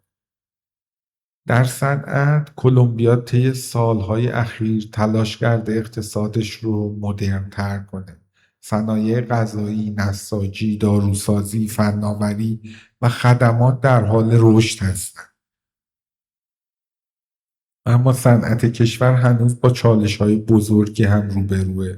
زیرساخت ضعیف، در بعضی مناطق فساد و ناامنی باعث شده که صنعت چالش بزرگی همیشه روبروی خودش ببینه. صادرات کلمبیا هم بسیار متنوعه. غیر از نفت و زغال‌سنگ و قهوه، اونها گل، موز، طلا و زمرد هم جزو صادرات همیشگیشون. جالبه که کلمبیا یکی از بزرگترین صادرکنندگان گل در جهان محسوب میشه. بسیاری از گل‌هایی که در مناسبت‌هایی مثل ولنتاین در آمریکا فروخته میشه از مزارع کلمبیا میاد. اما در کنار اقتصاد رسمی، اقتصاد غیرقانونی هم دهه‌ها بخشی از واقعیت این کشور بوده. کشت کوکا و قاچاق کوکائین هنوز در تمام مناطق ادامه داره. این تجارت سیاه سالها میلیاردها دلار وارد این کشور میکنه و همزمان باعث ترویج خشونت و فساد توی این کشور میشه. برای همین منابع طبیعی در کلمبیا فقط باعث به وجود آوردن ثروت نیستن، گاهی باعث به وجود آوردن جنگ و ویرانی شدن.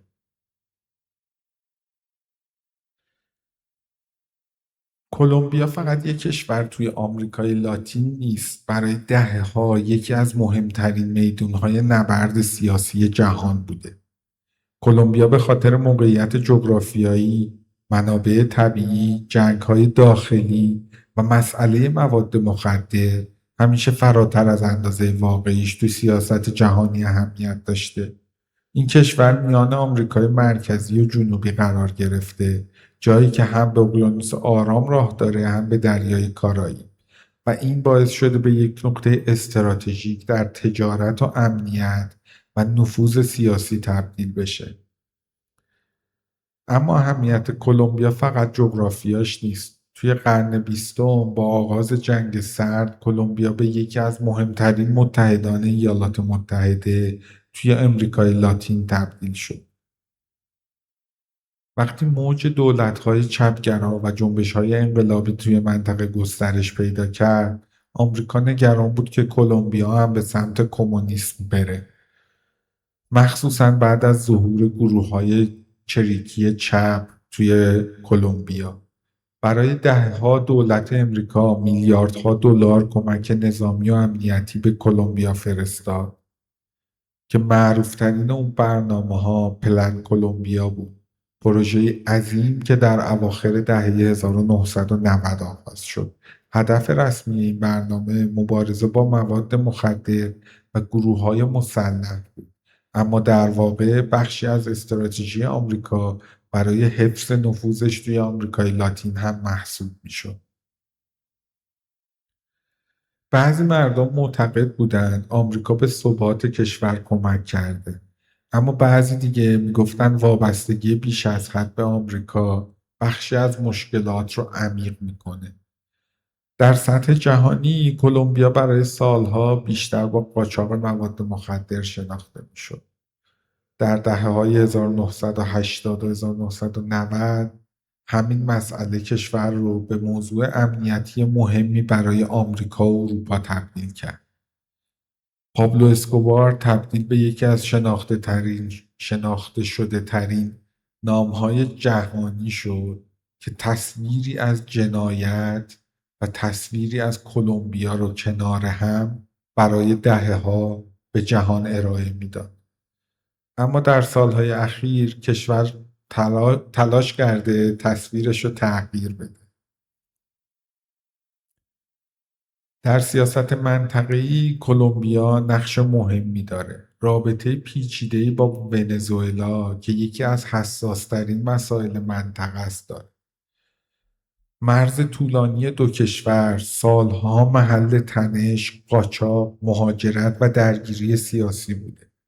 بحران اقتصادی ونزوئلا باعث شد میلیون‌ها مهاجر وارد کلمبیا بشن و فشار بزرگی روی اقتصاد و جامعه کلمبیا ایجاد بشه. با این حال کلمبیا یکی از مهمترین پناهگاه‌های مهاجران ونزوئلایی شد. اتفاقی که نگاه جهانی رو به این کشور تا حد زیادی تغییر داد. در آمریکای لاتین کلمبیا معمولاً به عنوان کشوری نسبتاً نزدیک به غرب و اقتصاد بازار آزاد شناخته میشه، برخلاف بعضی دولت‌های چپگرای منطقه. اما انتخاب گوستاوو پترو نشون داد فضای سیاسی کشور در حال تغییره.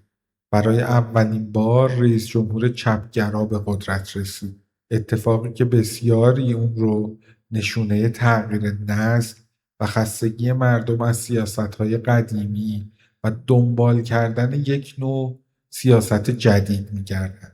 هرچند سیاست چپگراها هیچ چیز جدیدی نداره، ولی شاید اونها این انتخاب رو تنها نوع تغییر دونستن. در سطح جهانی کلمبیا امروز تلاش میکنه نقش تازه‌ای داشته باشه. کشوری با اقتصاد رو به رشد، فرهنگ قدرتمند و طبیعت منحصر به فرد. در حالی که سایه گذشته هم همیشه وجود داره.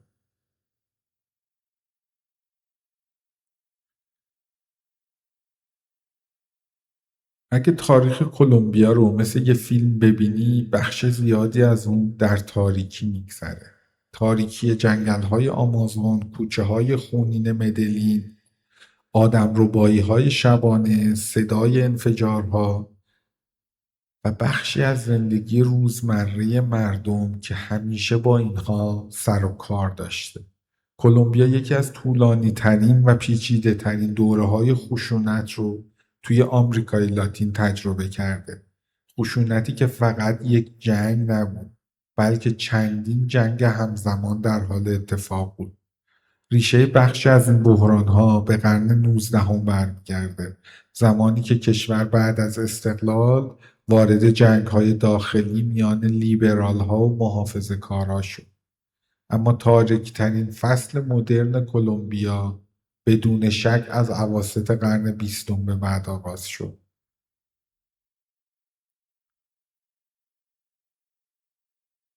در سال 1948 ترور سیاستمدار محبوب جورج کشور را منفجر کرد. بعد از قتل او شورش عظیمی در بوگوتا رخ داد که به بوگوتاسو معروف شد. خیابونها سوختند، مردم کشته شدند و کشور وارد دوره‌ای شد که دهه‌های خشونت سیاسی رو پایه‌گذاری کرد. صدها هزار نفر در این خشونت‌ها قربانی شدند. اما خشونت فقط پایان نیافت، شکلش عوض شد. بعد از این در دهه‌های بعد گروه‌های چریکی چپگرا شکل گرفت. اونا ادعا می‌کردند برای عدالت اجتماعی و دفاع از فقرا می‌جنگند و در مقابل برای جلوگیری از جنایت‌هایی که اونها شکل دادن، گروه‌های شبه نظامی راستگرای افراطی و ارتش هم وارد این جنگ شدند. کلمبیا عملاً وارد جنگ داخلی طولانی شد، جنگی که دهه‌ها ادامه پیدا کرد و میلیون‌ها نفر رو آواره و صدها هزار نفر رو باعث کشته شدنشون شد. جنگی که چند وجهی بود و هیچ وقت مشخص نبود کدوم یکی از این وجه‌ها غالب بودن رو در دست داره. در بعضی مناطق دولت تقریبا هیچ کنترلی نداشت. روستاها میان چریک‌ها، ارتش و گروه‌های مسلح تقسیم شده بود. آدمربایی تبدیل به بخشی از واقعیت کشور شده بود. برای سالها کلمبیا یکی از بالاترین آمارهای آدمربایی در جهان رو داشت. اما وقتی مردم فکر می‌کردن شرایط نمیتونه از این بدتر شه، موج جدیدی از خشونت آغاز شد. کارتل‌های مواد مخدر.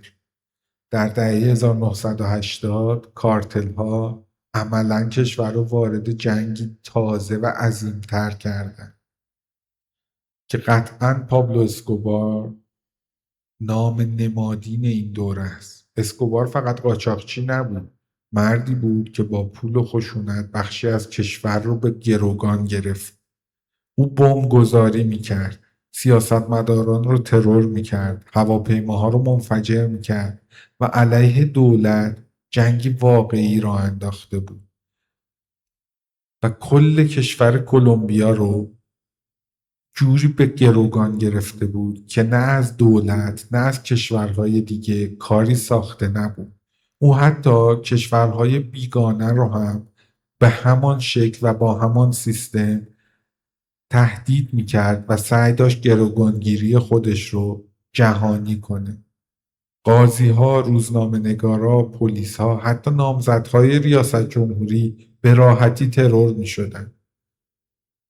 خیابون‌های مدلین به بزرگترین میدان جنگ تبدیل شده بود. توی اون سالها مردم هر روز با ترس زندگی می‌کردند.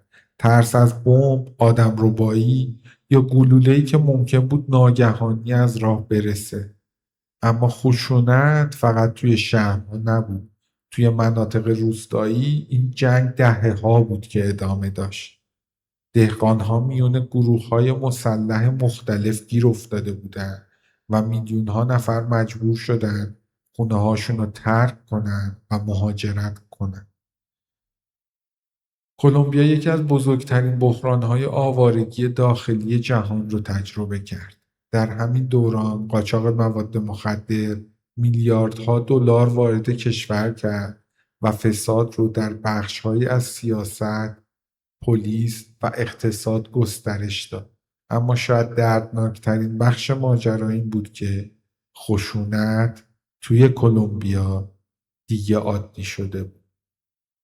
نسل‌هایی در کلمبیا بزرگ شدند که انفجار، ترور و خبر مرگ بخشی از زندگی روزمره‌شون بود و هیچ غافلگیری برای اونها به دنبال نداشت. در دهه‌های اخیر وضعیت بهتر شده. دولت موفق شد قدرت کارتل‌های بزرگ رو کاهش بده و با کمک‌های خارجی به خصوص ایالات متحده مذاکرات صلح به راه انداخت و قدرت دولت خیلی بیشتر و سطح نفوذ دولت چندین برابر شد، چیزی که باعث به وجود اومدن ثبات توی کشور شده. این توافق صلح که سال 2016 امضا شد، یکی از مهمترین لحظه‌های تاریخ معاصر کشور بود. بعد از گذشت نیم قرن جنگ، مردم برای اولین بار احساس کردند شاید آینده‌ای بدون جنگ هم ممکن باشه. خیلی از مردم میگن کلمبیا هنوز در حال درمانه.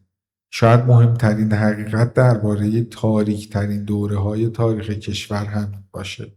خشونت فقط ساختمونا رو خراب نکرد، روان مردم رو تغییر داد. اما با وجود همه این تاریکی‌ها، جامعه کلمبیا فرو نریخت.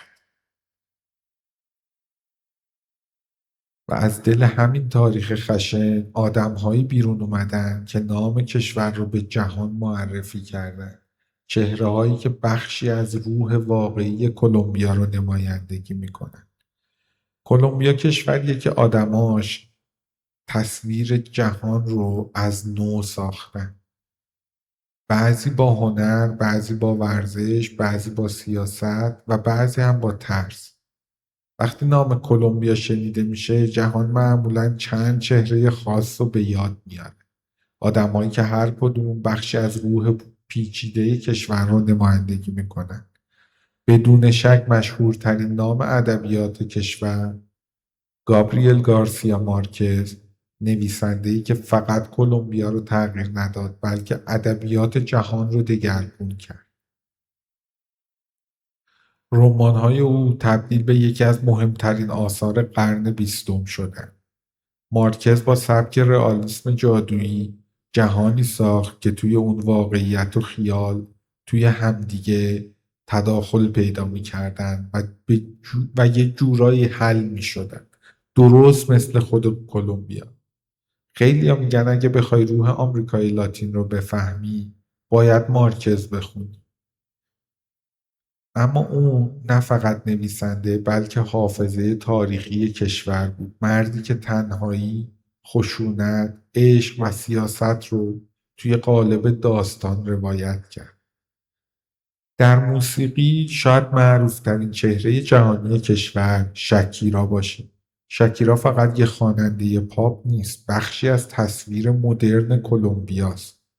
اون موسیقی لاتین رو جهانی کرد و برای نسل جدید چهره‌ای متفاوت از کشور ساخت.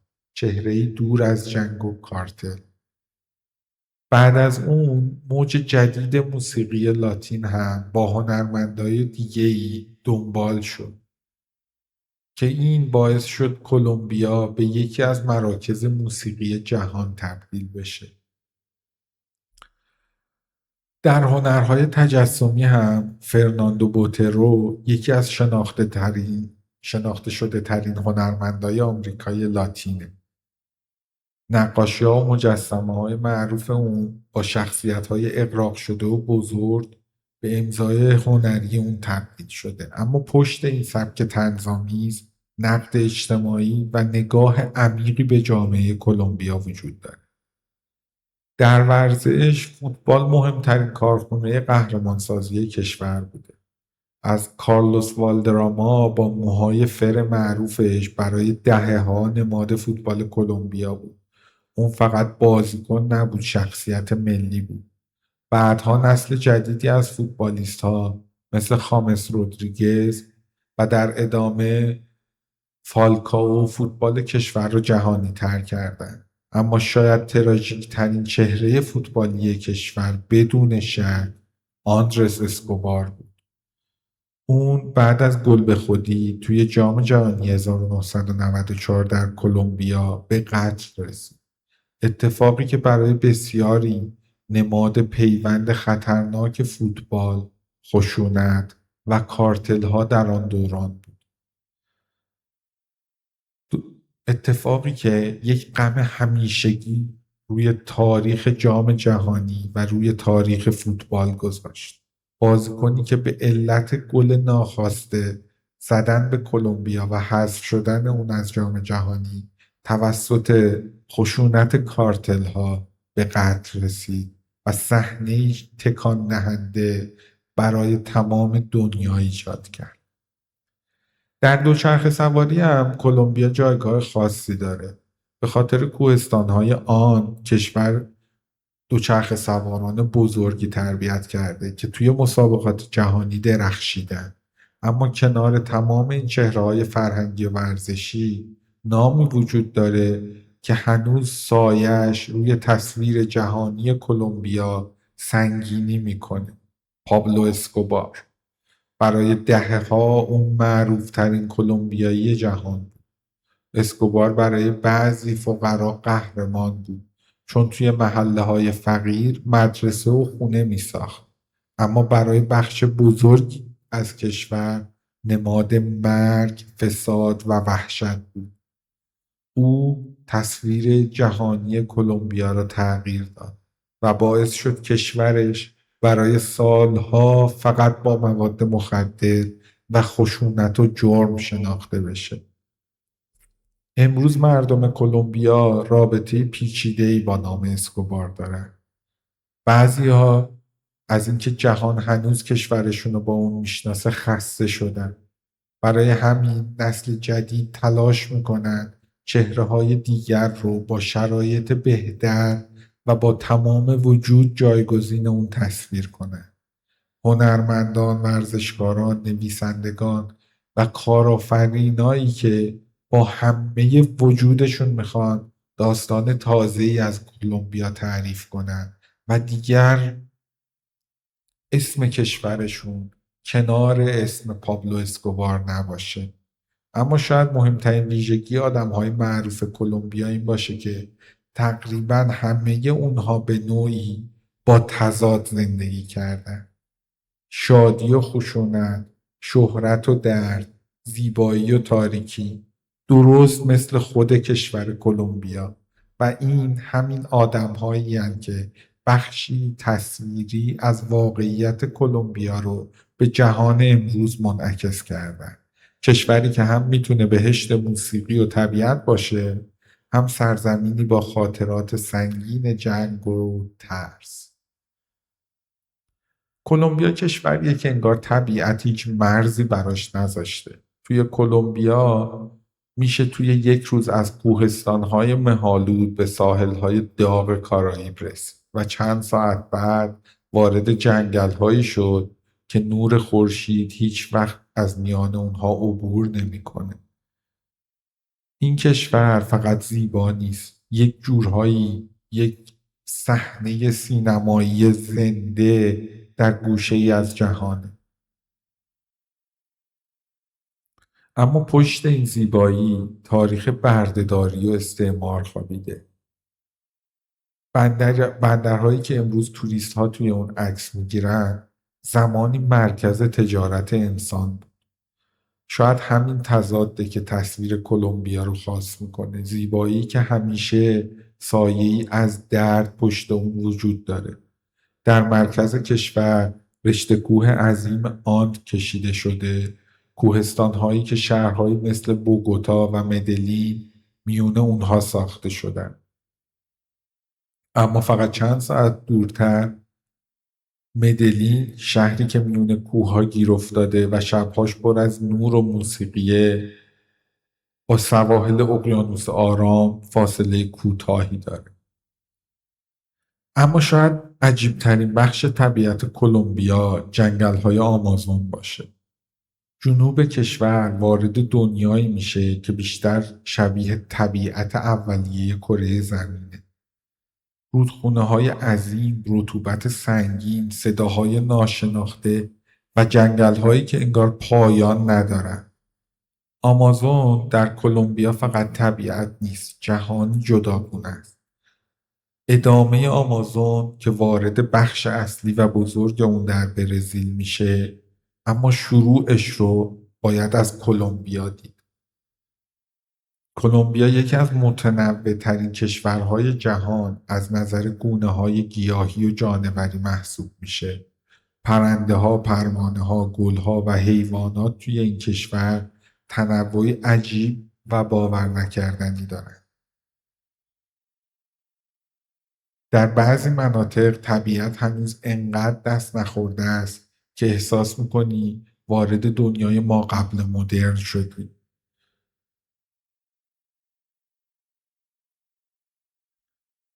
اما شاید مهمترین تصویر سینمایی کلمبیا همون تضاد دائمیش باشه. کشوری که همزمان گرم، خطرناک، شاد، زخمی، زنده، خسته و انواع تضادها رو همزمان زندگی میکنه. وقتی شب توی خیابونها صدای موسیقی میپیچه یا نورها روی کوهها پخش میشن، سخت باور کنی همین کشور دهه‌ها یکی از خشن‌ترین نقاط جهان بوده. اما شاید راز واقعی کلمبیا همین باشه.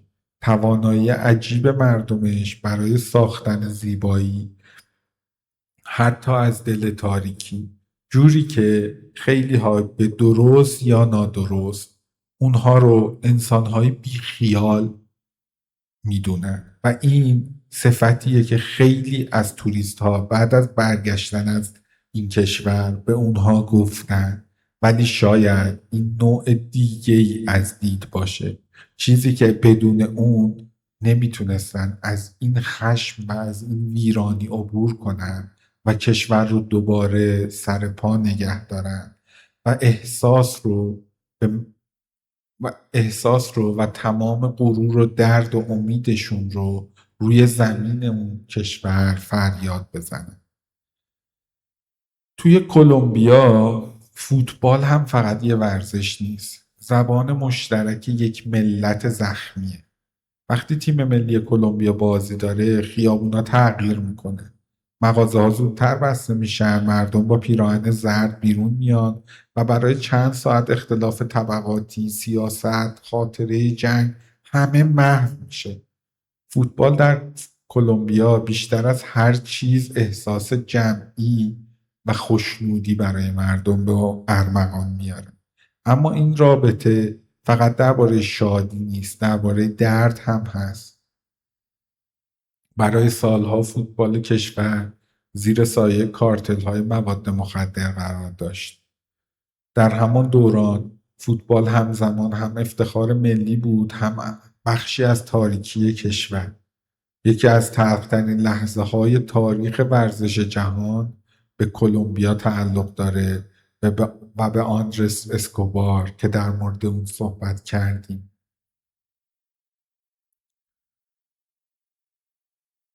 در دهه 1990 نسل طلایی فوتبال شکل گرفت. کارلوس والدراما با موهای فر معروفش تبدیل به نماد فوتبال آمریکای لاتین شد.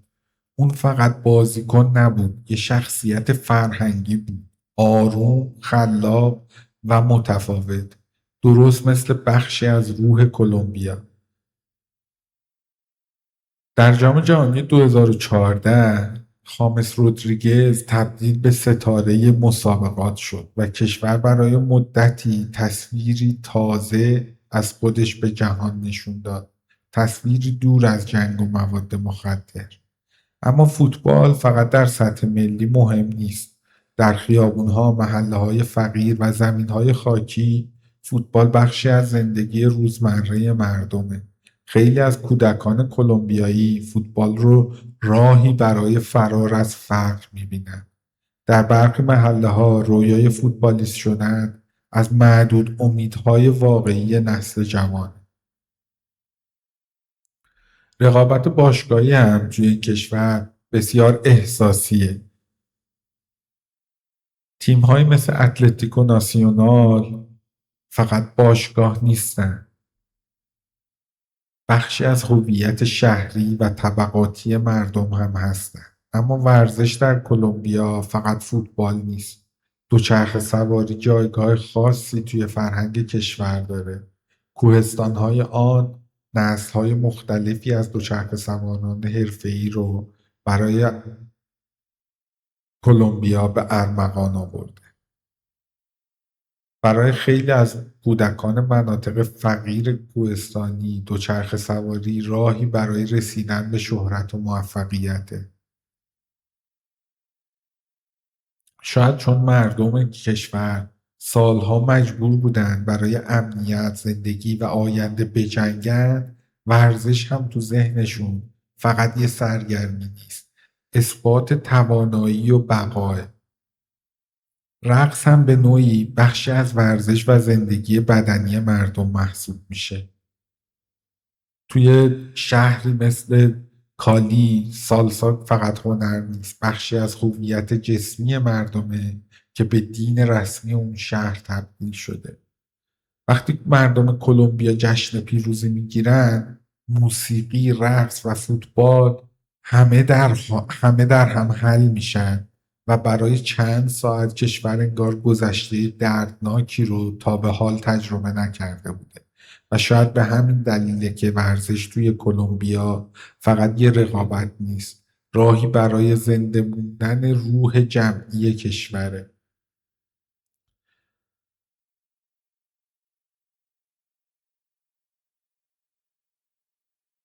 اما مردم این کشور رابطه پیچیده‌ای هم با تصویری دارن که مردم جهان امروز از اونا میشناسن. اونها به شدت روی این موضوع حساسن و به شدت دارن در مورد اون میجنگن.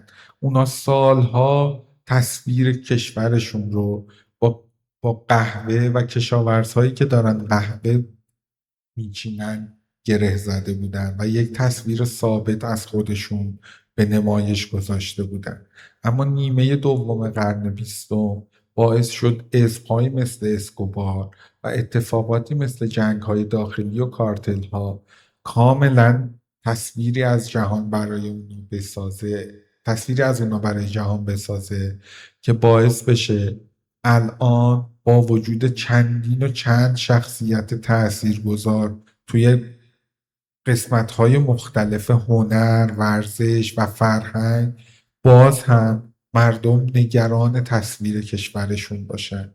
شاید دلشون میخواد یه پاکن بزرگ داشتن و میتونستن اون تصویر دوران کارتل ها رو از ذهن مردم دنیا پاک کنن.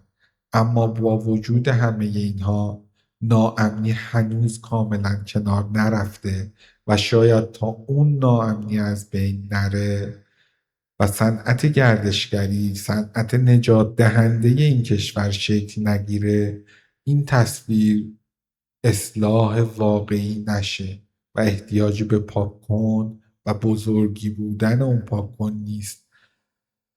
جدا کردن این تصویر احتیاج به زمان، زحمت، گذشت و آگاهی نسل‌ها داره که بتونه برای همیشه اون تصویر رو از ذهن مردم دنیا پاک بکنه.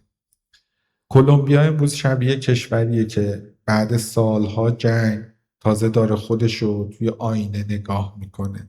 نه کاملا آزاد از گذشته، نه دیگه همون کشور زخمی دهه‌های تاریک. کلمبیا حالا در نقطه ایستاده که جهان برای اولین بار بعد از مدتها بیشتر از ترس با کنجکاوی به اونا نگاه میکنه. اما سوال بزرگ هنوز باقی است. آیا کلمبیا واقعا میتونه از سایه تاریخش بیرون بیاد؟ یکی از مهمترین امیدهای آینده این کشور نسل جوانشه. نسلی که یاد گرفته مهاجرت نکنه، کشور رو بسازه و کاملا جهانی تر شده.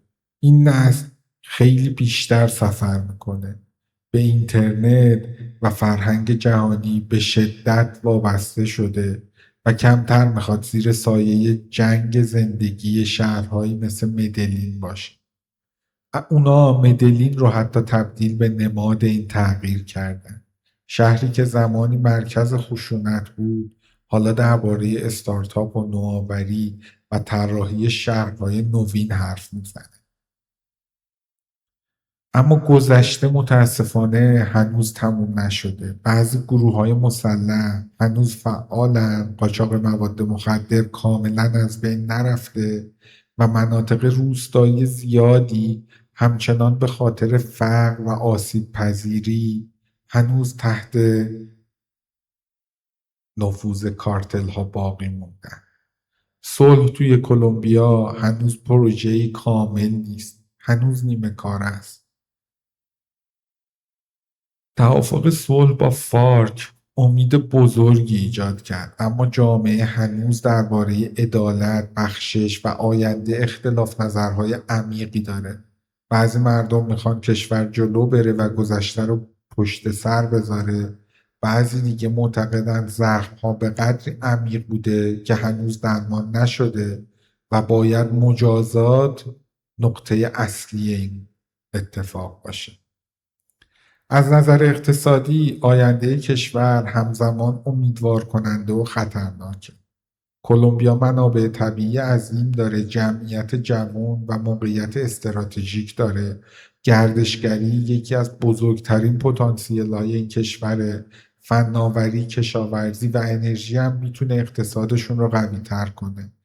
اما نابرابری اجتماعی هنوز یکی از بزرگترین تهدیداست. اگه فاصله میان فقر و غنی کاهش پیدا نکنه، اگر طبقه متوسط جامعه گسترش پیدا نکنه، بخشی از این مشکلات دوباره کشور رو به تاریخ گذشته برمیگردونه. تغییرات اقلیمی هم چالش مهمی برای آینده کلمبیاست. جنگل‌های آمازون، منابع آبی و تنوع زیستی عظیم کشور هم فرصتن، هم مسئولیت سنگینی که اونها نسبت به کره زمین و بشریت دارن. جهان امروز بیشتر از قبل به محیط زیست اهمیت میده و کلمبیا میتونه یکی از مهمترین بازیگران حفاظت از طبیعت در آمریکای لاتین باشه. کلمبیا حالا میونه چند مسیر مختلف ایستاده: ادامه اصلاحات، بازگشت بی‌ثباتی یا ساختن هویتی تازه. در سطح جهانی تصویر کشور آروم آروم داره بهتر میشه. گردشگران واقعا دارن بیشتر وارد این کشور میشن. موسیقی و فرهنگ کلمبیا کاملا جهانی شده و نسل جدید هنرمندا و ورزشکارا چهره متفاوتی از کشور ساختن. اما هنوز هم بعضیا اسم کلمبیا رو میشنون و اولین چیز به مواد مخدر فکر میکنن. برای همین آینده کشور فقط درباره اقتصاد یا سیاست نیست، درباره تصویریه که مدیا داره از کلمبیا منتشر میکنه و اون مهمترین چیزیه که میتونه آینده کلمبیا رو رقم بزنه. چون چیزی که توی تصویر ذهنی انسانها به وجود بیاد همونه که آینده رو شکل میده و آینده دقیقاً مثل اون ساخته میشه. و شاید آینده واقعی کلمبیا در همین روحیه مردمش باشه. روحیه مردمی که یاد گرفتن حتی بعد از دهه‌ها خشونت بازم بخندن، برقصن و زندگی رو ادامه بدن.